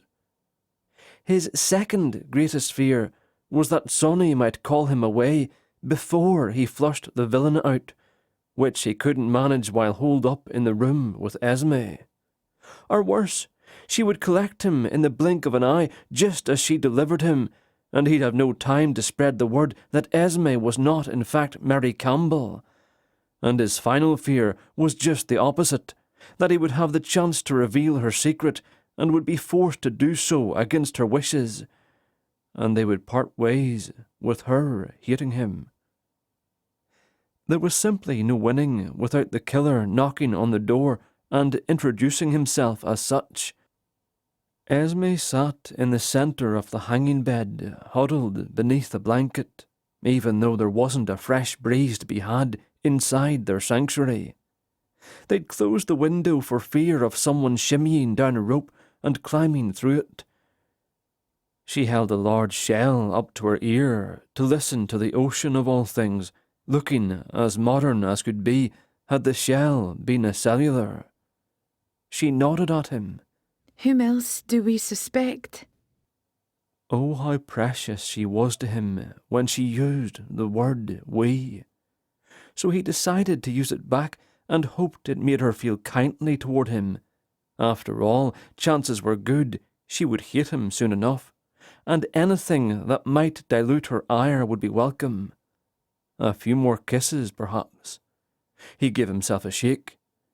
We have set aside Mrs. Frederick for now. She isn't hiding any resentment for ye, that's certain enough. True.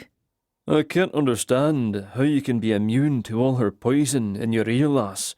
You need to start defending yourself against all comers, aye, even after you've left the ship and... He waved a hand to infer the bit about her marrying that stranger in Boston, for fear he might sound snide if he actually said the words. As long as he was still aboard, she belonged to him, and he wasn't being boastful when he predicted she would agree with him if he put the question to her. Well, not overly boastful. Esme shrugged. Mrs. Friedrich sees me as another of Campbell's employees, aye? No better than her. So why should she have to wait on me? It matters not to her that I was born a nobleman's daughter. Not after I was willing to take compensation for my services, no matter what form that compensation took.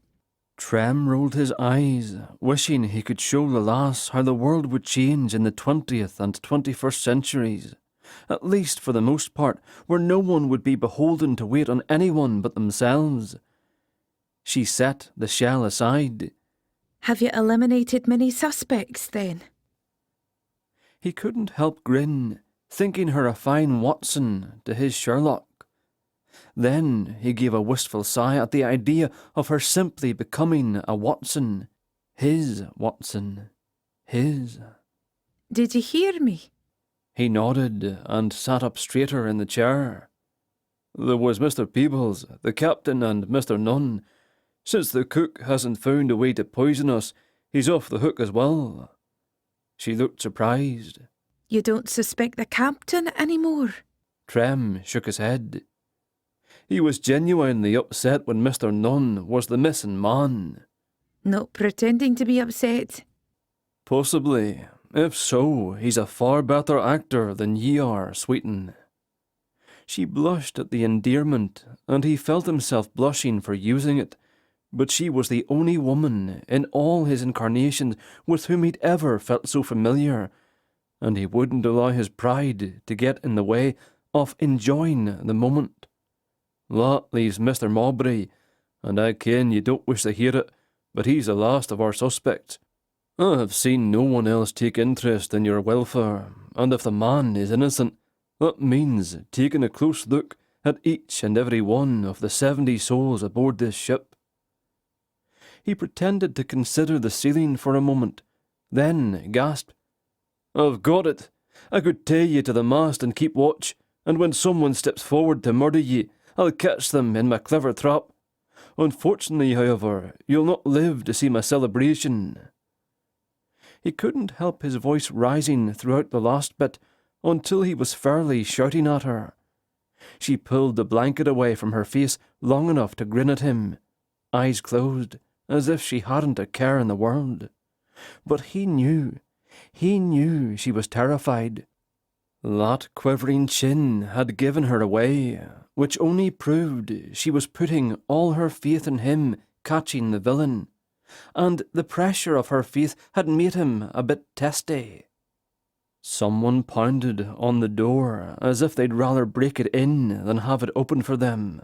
Ugh, he said, rising to answer while the planks still held together. I believe this is your ambitious suitor, come to call me out for dishonouring ye. He lifted the latch and stood aside, allowing the next blow to send the door flying. Without looking to see who stood in the opening, he headed back to the chair and mumbled, Do come in, Mowbray, but unless you want a dagger in your heart, I wouldn't advise stepping close to, Miss Campbell. He didn't have to look to see that both the lass and their visitor were glaring at him. Sherlock Holmes would have been proud. You took your sweet time coming back round, Mowbray, so I assume you weren't truly as enraged on the lady's account as ye pretended to be. No doubt that sailor. He glanced at Esme. What's his name?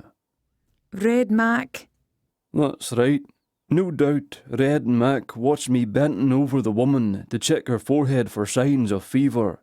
So, judging by your sudden appearance this morning, the man likely told ye and anyone who likes a good story that he watched me ravage the lass. However, after ye had time to consider, ye realised that Miss Campbell— He was careful not to pause that time, has the good sense to poke me in the nose and scream if I were to try such a thing, so ye decided not to pursue the matter further, and since ye were no doubt passing by when ye heard me shouting just a moment ago, ye thought it best to pop in and see if she needed your aid. Is that it?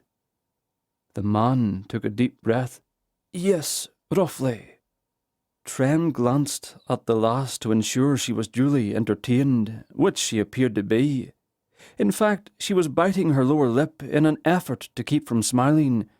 So Trem went on, though it took great fortitude to tear his eyes away from her. Biting on her lip, indeed. Well, it's a lucky thing for me then, as I was just about to send for ye, Mowbray. You see, you're the last on a long line of suspects, which means that you must have been the man to throw Miss Campbell into the sea, and I demand to know the why of it. Esme gasped, but Trem couldn't afford another glance to determine whether or not she was acting surprised or genuinely so. Truth be told, Mowbray gasped louder than she had, and unfortunately, that surprise didn't bode well for Mowbray being a ruthless murderer. A gasping, ruthless murderer. Not likely. Dr. Watson, Miss Campbell. Mowbray took a step toward the lass, to Trem's great satisfaction. So Trem was justified in letting his dagger fly, and fly it did. In fact, it fairly whistled through the air less than a foot away from Mowbray's nose, and drove home in the wall, slicing into, but not severing, the rope anchoring one end of the bed. Esme squeaked and raised a brow at him. He gave her a wink. Brave Mowbray, frozen in place by fear, noticed neither. "Let's have it, man," Trem demanded with a menacing calm. "Ye don't really know Lord Angus Campbell, do ye?" "No, I only know of him." The poor man didn't dare look at Esme, so he kept his attention on the floor. "And ye wish to become fast friends with Mary?" He'd nearly forgotten the name. "So ye could bandy her father's name about when it might advance your ambitions?" Yes, that's it. I certainly wouldn't harm her." "But you're not quite brave enough to taste her food for her." The man's posture fell. "No." To Esme, he said, "Forgive me." The lass gave him a kind smile. Don't be silly, James. I never needed you to taste my food. After the despondent weasel of a man was gone, Trem barred the door, leaned back against it, and frowned at Esme. No. She said, climbing to her feet. You're not going to tell anyone my secret yet. There is still time. Trem shook his head. "It's not that." Then what? He sighed. "Another suspect I'd nearly forgotten. Sherlock Holmes wouldn't be proud of me at all." Sherlock Holmes? "No one you would know, lass." So who is our suspect? He smiled as she came near and ran one hand up his chest. "Ours. I like the sound of that." She lifted a brow, and he realised, sadly, she wasn't waiting for a kiss, but for a name. Red Mac, they said in unison. Then Trem learned something new, that it wasn't as easy as it might seem. Kissing when smiling. Chapter 18. Half an hour later, they sat beside each other on top of a trunk, facing Captain Titus and explaining their theory, while the man petted his beloved chair. Esme let Tremayne lay out their suspicions. She hoped they were right about Red Mac, so the handsome rogue could stop threatening to expose her, and perhaps they could ignore his Culloden story and enjoy the last days of the voyage together.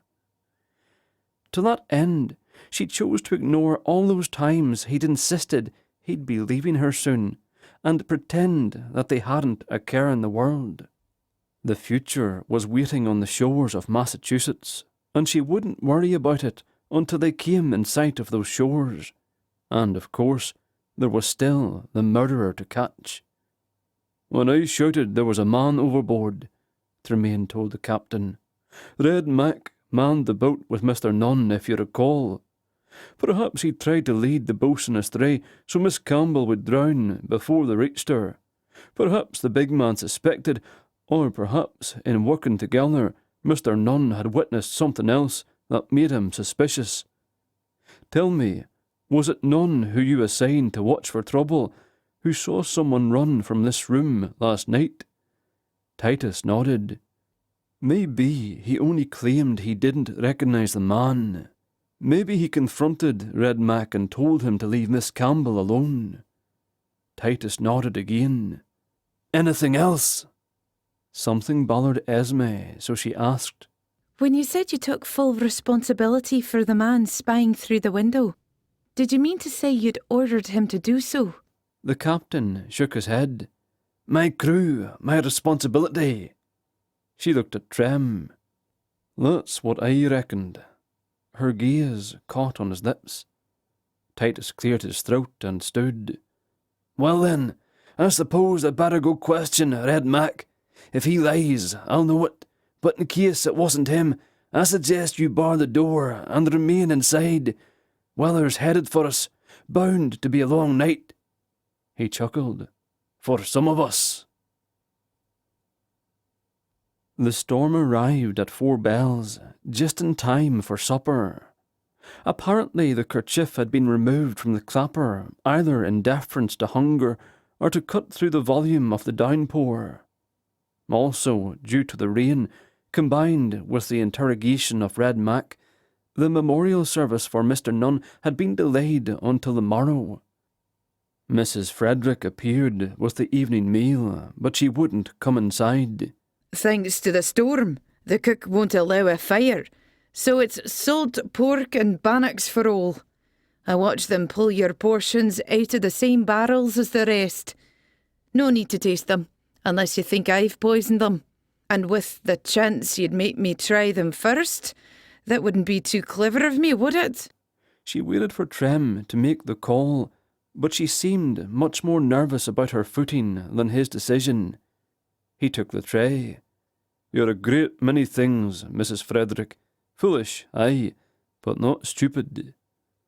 With her usual glower, she nodded to Esme and hurried off, ducking away from thick lines of rain seeping through the boards overhead.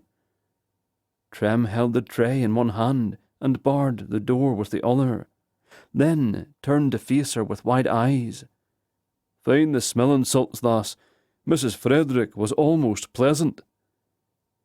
Esme laughed and shook her head. She only wanted to get out of the rain. She climbed up onto the bed in order to leave the chair for him, but he was eyeing the bed as well. Don't you dare think it, Dr. Watson. Your place is in the chair, aye? He gave a sigh and took the tray to the table. "I only thought you should have a turn in the chair is all, but I'm afraid the bed might not hold me, since the rope's been damaged, aye." Shamefully, she was disappointed he hadn't been thinking of something else, like an agreeable way to pass the time while they waited for word of Red Mac. He brought her a bannock and a suspiciously colourless slice of dried meat, and leaned his legs against hers. "Esme." The low rumble of his voice sent a delicious chill through her. Yes? "This attraction between us, we mustn't take it lightly, aye." His gaze dropped to her lips. "Much more kissing wouldn't be wise when ye still mean to marry another. That is, you still mean to marry this American." I haven't changed my mind, Tremayne. I cannot change my mind. Unless... She couldn't finish. She shouldn't have said as much as she had. The man had done so much for her already. It wasn't right that she should make him feel responsible for her after the voyage was done. "I regret more than ye can know that I cannot make ye a better offer, lass, but I'll be gone soon enough, so your future course is yours to plot. I shan't interfere." She closed her eyes, forced a smile, and nodded. She didn't want him to see the disappointment engulfing her, so she lowered her head and began nibbling on the bannock. After a moment's pause, he stepped back. They ate in relative silence, but for the rain pelting the ship and the occasional clap of thunder. Keeping her balance while the vessel rolled to and fro was an easy thing while she hung from the ceiling. And when she glanced toward the table to see how he was faring, he seemed oblivious to it all. He stared off into the far corner, his hands gripping the arms of the chair, as if whatever he imagined was causing him pain. Tremayne? He swallowed and turned. His forced smile couldn't disguise the wet shine of his eyes, and she fairly flew to his side and knelt before him. Dinna fish for me. You owe me nothing, laddie. She grinned. But when the time comes, I'll take a last kiss farewell, aye? To last me. He pretended concern. "I see what you mean. You might be doomed to marry a man with no talent for it." With the mood brightened a bit, despite the lack of sunshine, they passed the rest of the storm in light conversation. There was no more talk of Culloden or Scottish monarchs, and they chewed at their rations until their jaws grew weary. Then, in an act of self-torture, they took turns describing the meals they hoped to eat once they reached land. She had never heard of a hamburger before, and demanded Tremayne describe one. But he didn't get far before they heard footfalls nearing the door. He hurried to the bed and gathered her up in his arms. "Just in case," he said, then kissed her until she had no sense of the world beyond the joining of their lips. Even the pounding on the door seemed miles away. Eventually he set her on her feet, made certain she could stand, and went to the door. Before he pulled it open, however, he gave her one last look that made two things clear. First, the kiss had been his farewell. There would not be another.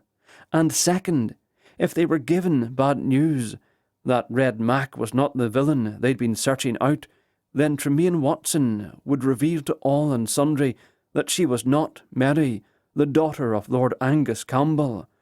There would be no wedding in Boston, there would be no erasure of her father's debts, and there would be no Tremayne Watson available to help her find her next step. Chapter 19. Captain Titus tried to suppress his smile, but failed.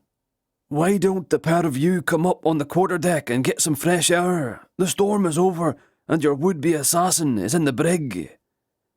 The Scot's shoulders relaxed, but still he held tight to the open door. "You're certain?" The smile disappeared. "He confessed.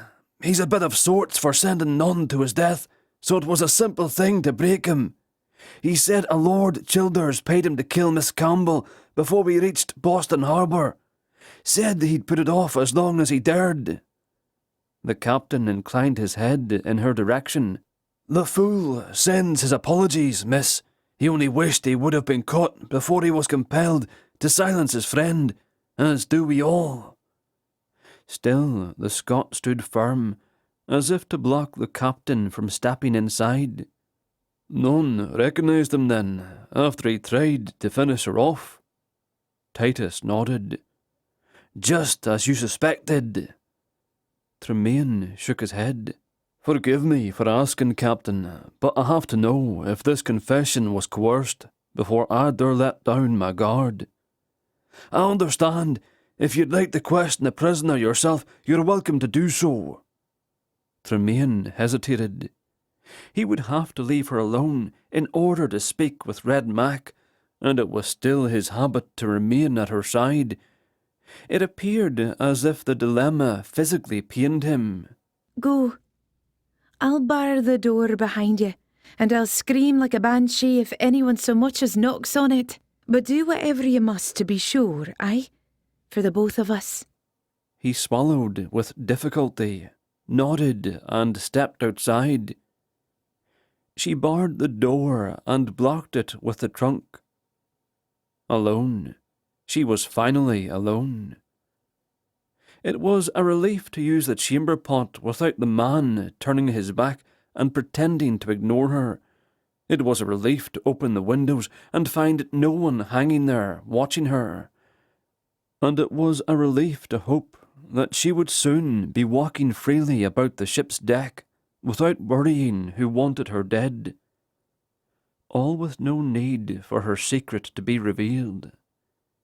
She paced around the room, feeling like she was missing something important, like an arm, or rather an arm to hold on to. There were quick footsteps, then a rap at the door.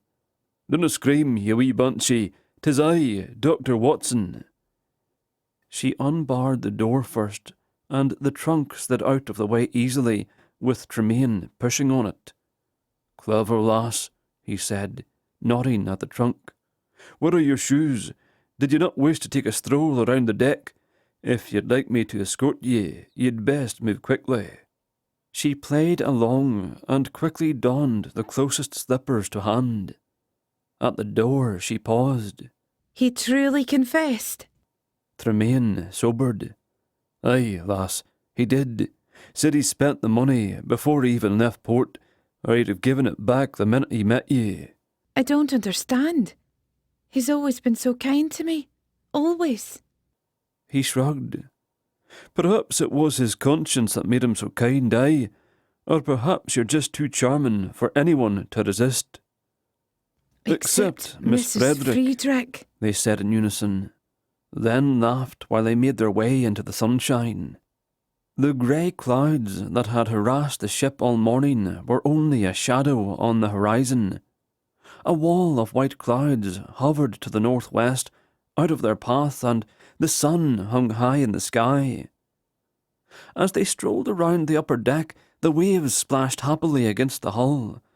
It was a welcome change to hear the clear, crisp sounds, rather than the dull noises through the cabin walls.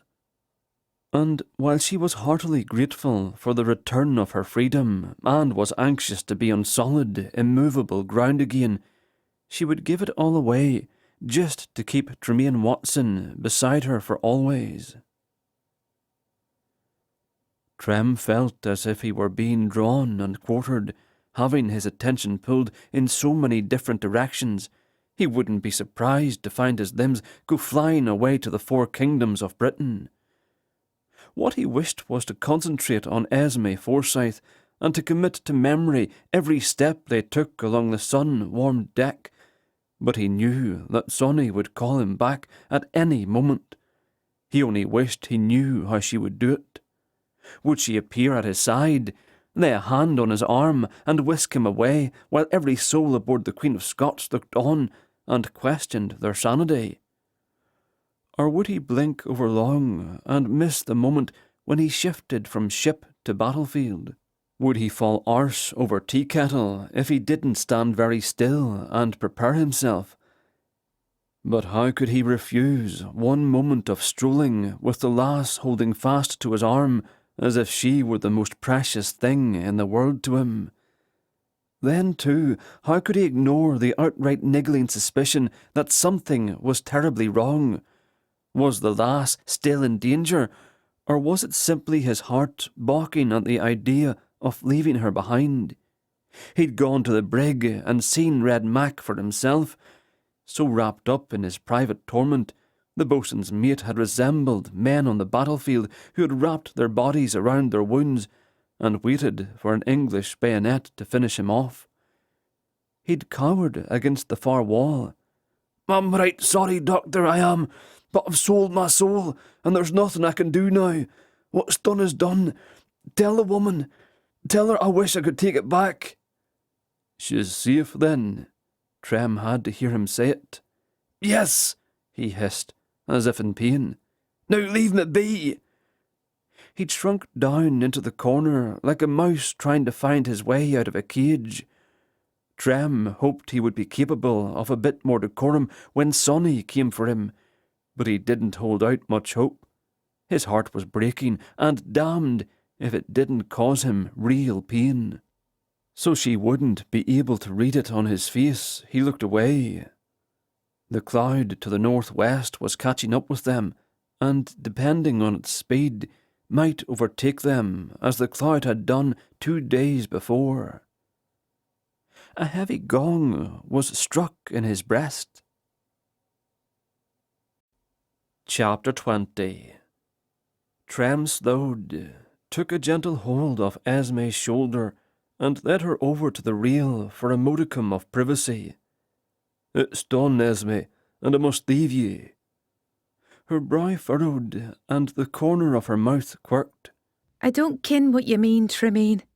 Just how far do you mean to go? She nodded to the railing and the water beyond.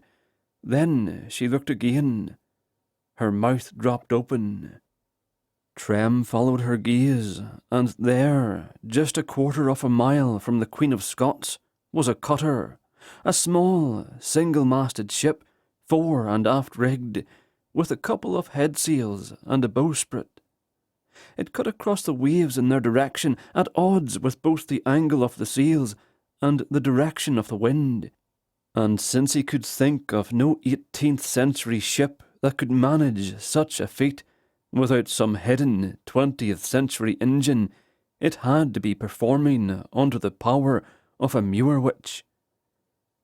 Captain Titus stepped up to the rail not 5 feet from them and lifted a telescope to his eye. He frowned and offered the glass to Trem. "Friends of yours?" Through the lens, Trem found the bowsprit and worked his way back to the helm, where a dark figure grasped the wheel. There was only one other soul visible, a young lassie dressed as a pirate of all things, a very modern lassie in a decidedly Hollywood costume, all purple cloth and black feathers. Her dark hair billowed in the wind like a flag. The grin on her face revealed her bright white teeth, quite out of place for the current year. Sonny was enjoying herself. Trem was almost hurt that the young witch could show such joy even as she came to drag him away from Esme, a fate that promised to be as painful as his own death had been. And in anticipation of that pain, he imagined the pungent cloud of exploded gunpowder and sulphur in the air, the bite of hot metal and cooling blood. "You recognize them, I see," said Titus. "Is this how you were able to board my ship in the middle of the Atlantic, by sneaking up through the mist aboard that? They're lucky they survived." He cocked his head. "I never believed that tale about caring for Mr. Peebles all that time and remaining unseen for nearly 5 weeks, but I couldn't come up with a plausible alternative." "Yes." Trem hoped the man wouldn't ask for more detail. "They put me aboard." "I'm relieved to hear it, for any other explanation would have sounded almost," he chuckled, "supernatural." The captain took the glass back and looked through it again. "Why would they come to fetch you back again?" Trem shrugged. If he could stall for a moment or two, he wouldn't have to answer any of the captain's questions, and the man would be left with his own disturbing mystery to solve. His gaze settled on Esme, who appeared worried as she watched the vessel grow closer. "I'll miss you, lass." Oh, certainly. As much as you'll miss salt pork and loose teeth. Her chin trembled, and she looked away to hide it. Titus cleared his throat. "And will Miss Forsyth be going on to Boston with us? She does have a bridegroom waiting, does she not?" The lass shook her head so slightly the captain likely hadn't noticed. But Trem had, so he answered for her. "Yes, sir. She'll continue on." He meant more than just Boston, but there was no time to explain why she would live on and he would not, and there was no sense upsetting her further. He'd warned her he'd be leaving, and when, so she couldn't possibly be as surprised as she seemed. But in fact, she looked downright murderous. Esme took the spyglass from Tremayne and had a look for herself. She had hoped it was only her imagination, but alas, it was true. A beautiful young woman now stood on the bow. Alas, Tremayne had been expecting to come for him. Well, no wonder he had no intention of inviting her along. Esme swallowed a lump that might have become a flood of tears had she let it rise. But she wouldn't make a fuss. She had nothing to complain about, had she? Tremayne Watson had kept his vow. He was watching her. She swallowed again, refusing to greet. Better to step away and leave him to her, for she certainly wouldn't stand there and witness their happy reunion. She turned away, though she had no idea where she would go. "Lass." He reached for her hand, but she evaded him. "Please, Mary, don't for one instant believe that I wish to leave ye. If I had my druthers, you'd be hard-pressed to be rid of me for the rest of your life, aye." She faced him fully. Is she your young wife, then? He smiled. No, you might say she's the devil, and I've sold my soul to stay with ye this long. To her? You sold your soul to her? She pointed at the young woman and the pretty ship that was turning to come alongside the Queen of Scots. It appears she's in a fine hurry to collect it. So I'll fare thee well now, if it's all the same. And thank you, sincerely, for saving my life. I'd hate to think you'd sold your soul for nothing, aye? His smile was gone. He swallowed hard, then swallowed again. If I had another soul to sell, love. She shook her head, hoping he'd pity her. She could not allow herself to soften any more than she already had. As it was, she couldn't stand up to a 1-foot wave. She had to stand strong now, so she could stand alone after he was gone. She had to forget everything she'd felt for him, every hope she'd allowed to sneak past her better judgment. She needed distance. She needed him to be a stranger again. You ken just what to tell a lass, like you've had a great amount of practice. All the right words to say all the wrong things. But waste no more of your cleverness on me, Mr. Watson. Any more, and my very heart will burst from your flattery. Mr. Mowbray finally found the courage to intrude. Glowering at the Scot, he offered his chin to the air and his elbow to her. Come, Miss Campbell, you mustn't overtax yourself. She took the offered arm and allowed the silly man to lead her away toward the port side of the ship that was nearly abandoned, as the passengers and the crew had a good look at the new arrivals. She couldn't imagine anything she'd like less than to spend another minute talking to the vapid man, but with her heart shattering as it was, she needed any support she could find. Otherwise, she'd make a horrible spectacle of herself, begging Tremayne Watson not to leave her. Clearly pleased with her cooperation, Mowbray started reminding her of everything he planned to do when he disembarked. Though he'd given her the same recitation half a dozen times before, in this telling he explained how easily she could be added to his plans, with or without her expected fiancé. But in her heart she worried the promise of a fiancé had only been a ruse to get her aboard the ship, that no one would be waiting for her. And what were the chances she'd ever earn enough to pay for passage home again to prove Lord Campbell a liar? Heaven save her, would she be wise to keep in the good graces with a simpering fool like Mowbray? Chapter 21. Trem couldn't move. The Wickham had tossed a coil of rope up over the rail. He'd let the ship's crew worry about it. He only had a few moments left to be near Esme, and the woman thought those moments would be best spent with the popinjay. He stepped to the left so he could see around the mast.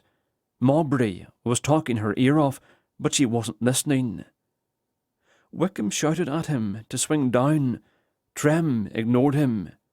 The Moors could wait a bloody minute more. Titus caught his eye and gave him a nod of farewell and a 2-fingered salute. Trem nodded in answer. It was time to go, but he simply couldn't leave her like that, and not on the arm of that fool. Before he knew just what to do, his boots stomped around the deck with him inside them, and since he happened to be in the area, he reached for the still chattering Mowbray and swung him around by his elbow. In turn, the man unknowingly swung Esme around to come face to face with Trem. He wasted no words and pulled the lass into his arms. With a hand flat against her back, he pulled her against him and swallowed her gasp of surprise with an ardent kiss, a replacement kiss of sorts for the farewell kiss in the cabin. He reckoned since the lass hadn't been swooning at his feet, begging him to stay, he mustn't have got it right the first time. He now understood what she'd meant about him using the right words to say the wrong things. He'd vowed to protect her, but only so long as he was able. He'd called her sweeting, his love, while at the same time promising he would leave her behind. At least Mowbray was a bit more constant, a constant boob, but still consistent at it. "You have every reason to disregard me," he said, then kissed her again. When next he paused for breath, he explained, "To avoid using the right words to say the wrong thing, I shall use no words at all, so there can be no misunderstanding between us, aye." "How dare you, sir?" A slow reacting but outraged Mowbray tried to press between them, but was stopped by Esme's hand. "Do not interrupt, sir." She gave him a delicate shove, and he stepped back. To Trem, she whispered, "Take me with you." He'd gotten it right then. She was fairly swooning. But what was he to do with her? Surely Sonny and her uncle would agree to take her off the ship, deliver her where she wanted to go, and give him the chance in the meantime to explain it all. He took hold of her hand and hurried to the starboard rail.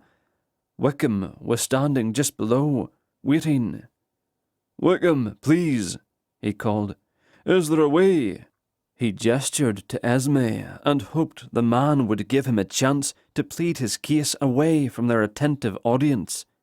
If the Moors had known the very moment his quest had been accomplished, surely they knew what was in his heart as well. If there were some sort of camera or recording device on board, surely they knew. "No," Wickham said, his dark voice rising easily. "I'm sorry, Watson, you must come alone." Even knowing Sonny would have no better answer, Trem looked for her and found her manning the helm. She wasn't smiling.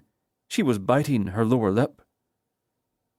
Sunlight reflected off the tears that gathered in her eyes and streamed down both her cheeks.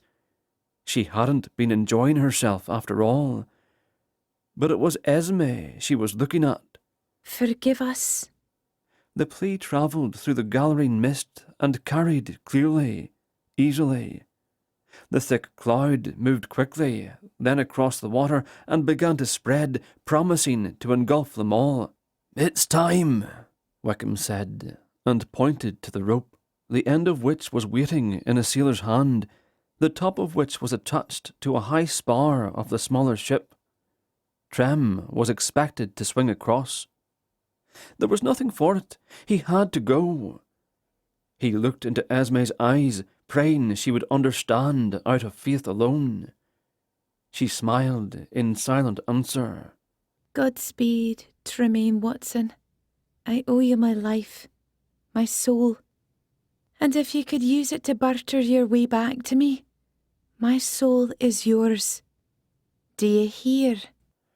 Their final kiss was rough, hurried, but there was no time left for gentle touches. Besides, he wanted to leave her with a memory she could feel for a wee while, and hoped he'd be allowed to do the same. It seemed only fitting that his last sensation in this earth would be her lips against his. "You have my love, lass, every measurable drop of it. Do you hear?" "Aye. And you have mine. Enough to sail a ship on, laddie mine.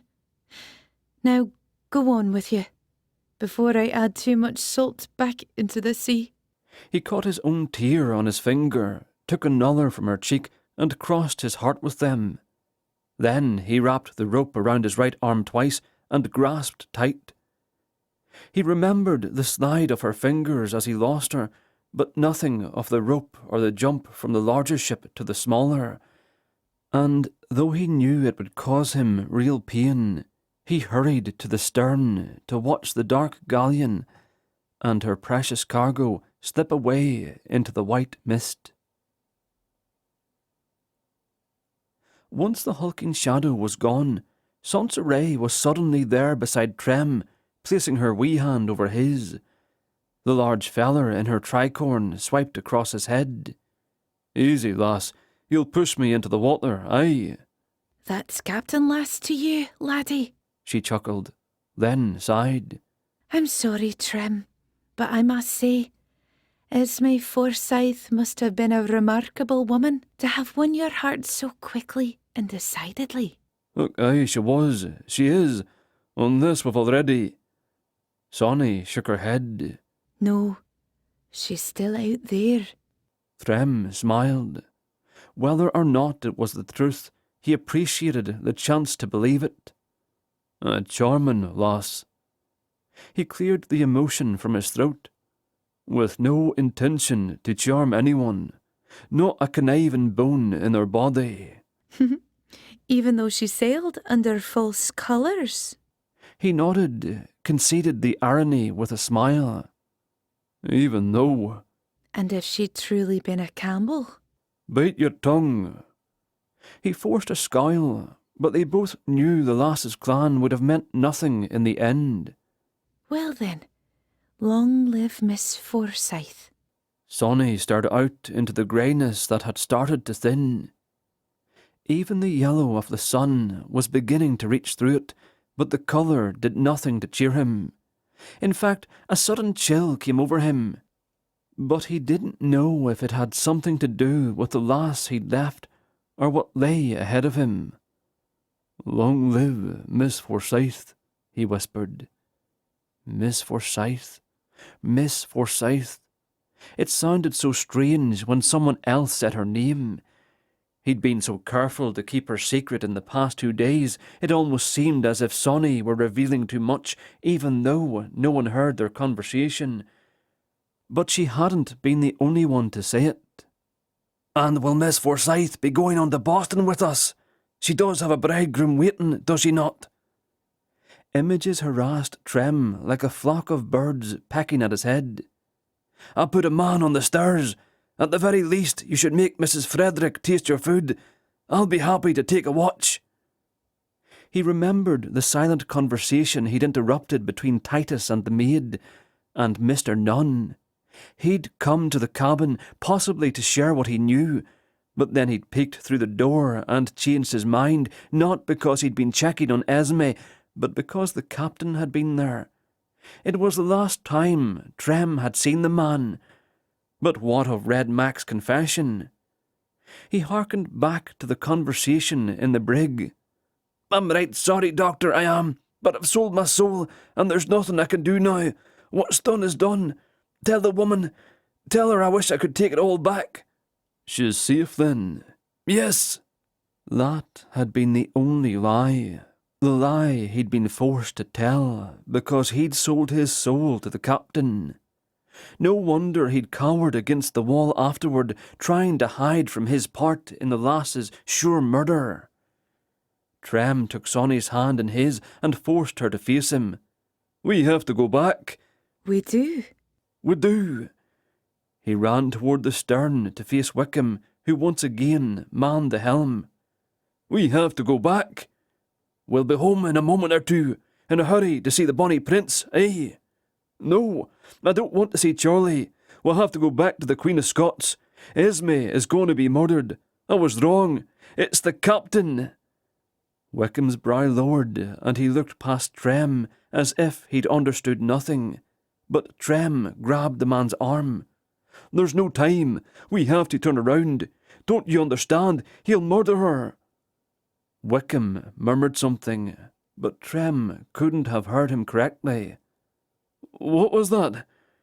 The man shook his head, then looked Trem in the eye. "I warned you. The past cannot be changed." Trem had heard him clearly after all. Wickham wouldn't go back. "Are ye saying Esme Forsyth died in the past and wasn't supposed to be saved? I'll tell ye straight, I don't know whether to throw ye overboard and turn this wee ship around, or to tear ye to pieces before doing so." Wickham whipped the end of a rope around a spindle to hold the wheel steady, and lifted his hands as if in surrender. "Look, Watson, I told you to remember the rules. I'm sorry, but if Esme lives, history will change for some people. And I say to you, devil, that if she dies, history will change for ye." Trem's entire body joined in to make certain that the first time he struck Wickham would be the hardest blow possible. but the man's head jerked out of the way just when Trem's fist should have connected with his face, and Trem ended up following his fist all the way to the rail. Trem, stop it. By the time Trem came round to try again, Saunseray stood with her back to her uncle. I'm sure I can think of a way to appease the pair of you. The uncle growled, Sonny gave a giggle, and Trem found great hope in both. Chapter 22. With the feel of Tremayne's kiss still tingling her lips, Esme ignored Mowbray's entreaties and made her way back to the captain's quarters. He'd given her leave to use them until after they reached Boston, so she felt no qualms about taking advantage. They were at least 2 days away from their destination, and she had a good mind to spend the entire time hidden away from curious eyes and whispering gossips. The idea of exposing herself to any more of Mowbray's nonsense depressed her. The idea of facing Mrs. Frederick again made her feel downright violent. Had the woman ever been snapped, she wondered, and even if she had, she was obviously overdue for another. Esme giggled. Wouldn't Trem be proud of her if she did fight back? Her giggle was soon edged with hysteria, but at least she had the door closed and barred before it dissolved into outright sobbing. How could he leave her? How could she forgive him? She almost hoped it was the devil himself who captained the cutter. At least it would explain all that business about selling his soul and having no choice but to leave, and it would make the braw Scot seem less of a coward for not arguing on her behalf. Truth be told, he hadn't put up any fuss at all. Esme did admit the oddly dressed young woman seemed genuinely contrite. Her quiet apology should have been a balm to her wounded heart, but it wasn't. Nothing would ease that pain but a tear or two, or 1,000. When her weeping ebbed and she finally caught her breath, she was in no shape to do anything but sleep. So she rolled over and closed her eyes and allowed the pitch and roll of the ship to lull her senses and leave her heartache behind for a wee while. When she woke, the room was dark. The damp from the earlier storm led her to throw the windows open and light some candles. Someone knocked on the door, and she had to remind herself she no longer needed to fear for her life. She found the captain holding a bottle of wine and Mrs. Frederick bearing the weight of a generous tray of food. "Calm seas allowed for a fire," Titus said, and pushed past her into the room. "And fire allows for fresh bread, among other things. I thought you might like some company and a decent meal to help you take your mind off the loss of your Highlander." Very thoughtful, thank you. He set the bottle on the table and moved the trunk close so Esme would have a place to sit.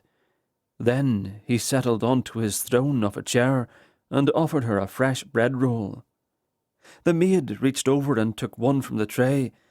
He pretended not to notice, poured wine into a chalice and offered it to Esme. She declined. He politely insisted. She declined again, and the man grunted. "I promise you'll be better off drunk, Miss Forsyth. Now take the wine." Forsyth! He knows who I am. Mrs. Frederick's laugh was telling. Obviously she knew what the captain had in mind, and Esme wasn't so naive that she couldn't guess. The woman's eyes opened wide. She choked on her own spittle and tried to divide her attention between catching her breath and pointing at the back wall. "Esme, my love." Tremayne Watson stood just inside the open window. "I suspect the captain didn't want you drunk because he planned to ravish you, but because he planned to murder you." He addressed Titus, who remained seated, though he stroked the arms of his chair a wee more nervously than before. "I assume you would push her out the window and claim she jumped. Is that why the servant is here? For a witness? or did you plan to push her out the window too?" The maid spat and sputtered, and Esme enjoyed her indignation. Tremayne stepped around the end of the bed, and the captain finally got a good look at the pistol the Scot had trained on him. Esme's heart raced around her chest like a wild, confused animal. She shook her head. Titus is the killer.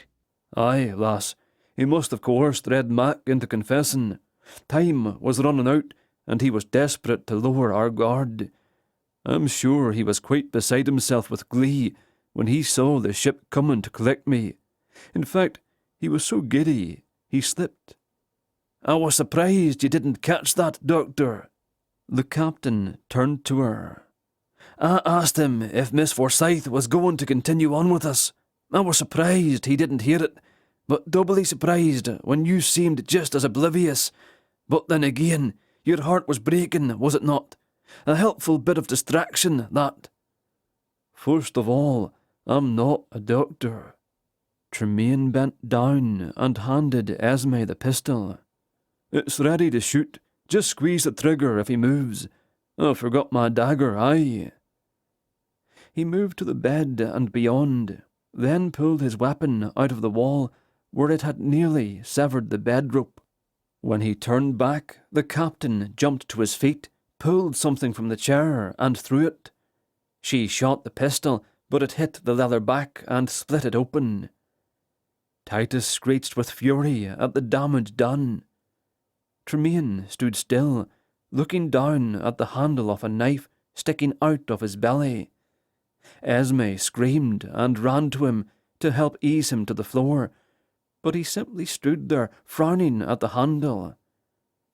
Esme's hands fluttered ineffectually, searching for some way to aid him. "Tremayne, you must lie down." He shook his head and grabbed the handle, then sucked air through his teeth while he pulled it out. "That hurt, by the way. But, as I was saying, I'm not a doctor." "Pity," Titus said. He moved around the table and picked up the pistol. "Actually, I'm a ghost." Tremayne laughed. "And, as it turns out, I can't be killed for a wee while longer." He pulled his shirt open and proved there was no wound to be worried over. Then he slipped his dagger into his boot, tossed the other knife across the room, and gestured for Esme to go to the window. He followed, walking backward, facing the captain all the while. Titus kept a close eye on the Scotsman's belly, no doubt waiting for him to drop.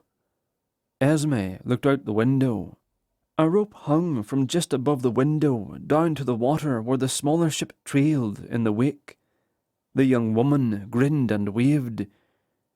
She had no idea how she was supposed to get down that rope, but as long as Tremayne went with her, she'd try anything to keep from going into the sea again.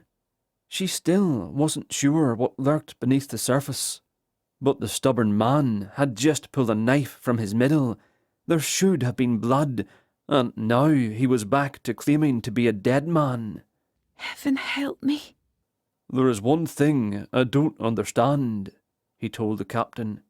"Why would you try to kill her if you knew she wasn't Mary Campbell, if you knew she wasn't Lord Campbell's daughter?"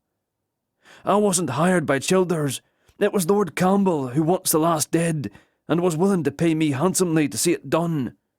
Childers will be ruined if the world believes he killed Campbell's daughter, and as far as the world would know, the lass was that daughter.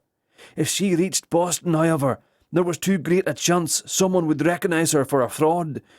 It was all Campbell. I'm certain he manufactured the threats as well."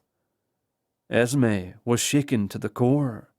"So, it wasn't Mary he wanted dead. It was me." Tremayne gave her a frown. "You're safe, lass. We're going. No one will ever try to harm you again, aye." "Just like that? You don't want to stay on to see that I'm brought to justice?" Tremayne smiled. "I have it on good authority that Mr. Nunn will be reaching port well ahead of you, sir, and he plans to tell the authorities that you tried to pay him to finish the job.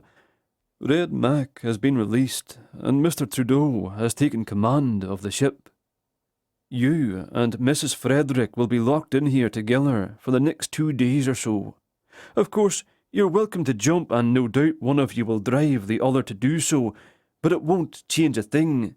You see, history won't remember either one of ye, so that's what we in the 21st century call expendable. Epilogue. Tremayne and Esme Watson, along with their wee family, planned to spend their entire holiday in the Inner Hebrides. Trem wanted his sons to know the bliss of being island lads, if only for a week. They began on Tiree, the island upon which Trem had spent the better part of his early life.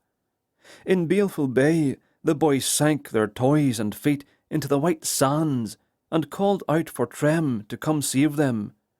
"I'm nae your father, laddies. I'm a pirate. Captain Titus come to steal your mother away forever."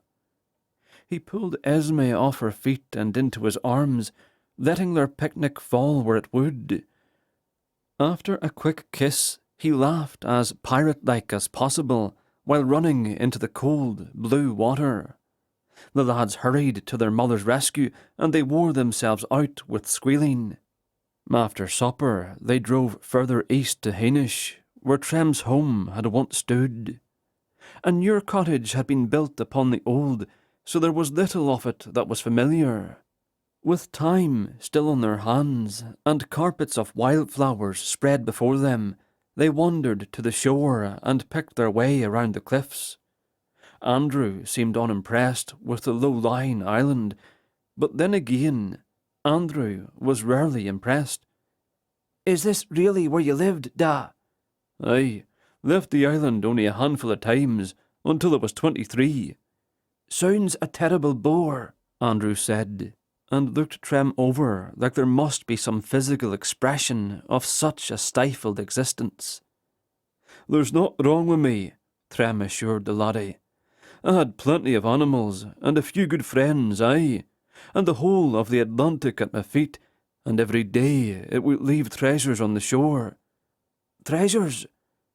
Andrew's doubtful expression finally turned to one of hope. "Like what, for instance?" Tremayne! Tremayne! Esme's voice came from over the rise, where she and wee Miles had disappeared a moment before. Trem took off running with Andrew close on his heels. He crested the rise and found his wife and son standing before a large monument of white stone. Looking out at the water, he realized it would be nearly impossible to see the thing from a distance, placed as it was amid the white sand. "Only a monument," Andrew mumbled, disappointed. Miles turned round and squinted at Trem. "Was this here when you were a lad, then?" Trem shook his head and stepped carefully down the sandy hillside. "No, not that I remember." He had to be careful what he told the boys where years were concerned. They were both too clever with numbers for his peace of mind, and one day they would pull out a calculator and demand to know the truth. Esme walked around to the far side and started reading. As Trem joined her, she gasped, took the end of her scarf and pushed it into her mouth, then waved for Trem to take her hand. He knew that panicked expression, and she only looked that way when she worried the lads would see something they oughtn't. He was tempted not to face whatever it was, but Esme waved her hand a bit more frantically. Neither of the boys had noticed, so he wrapped his fingers around hers and let her pull him close. The marker was old and pocked with moss and lichens, but the white granite must have cost someone dearly. His heart jumped when he read the large letters at the base. Watson.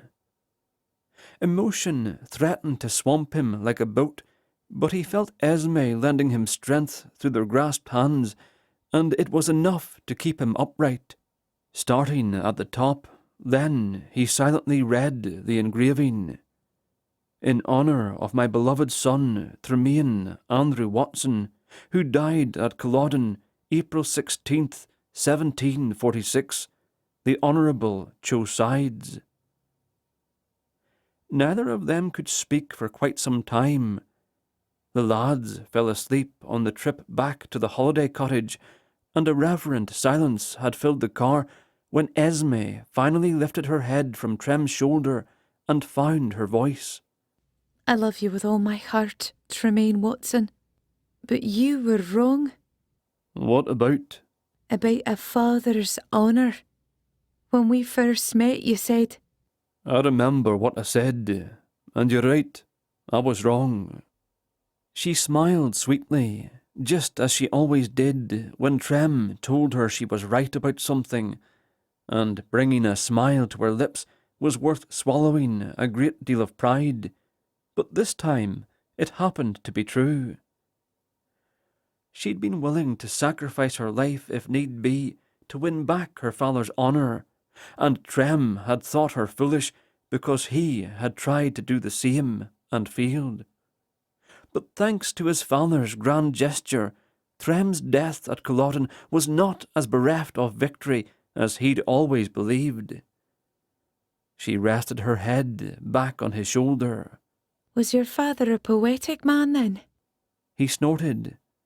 My da? No, why? That last line. The Honourable chose sides. I'd never seen that before.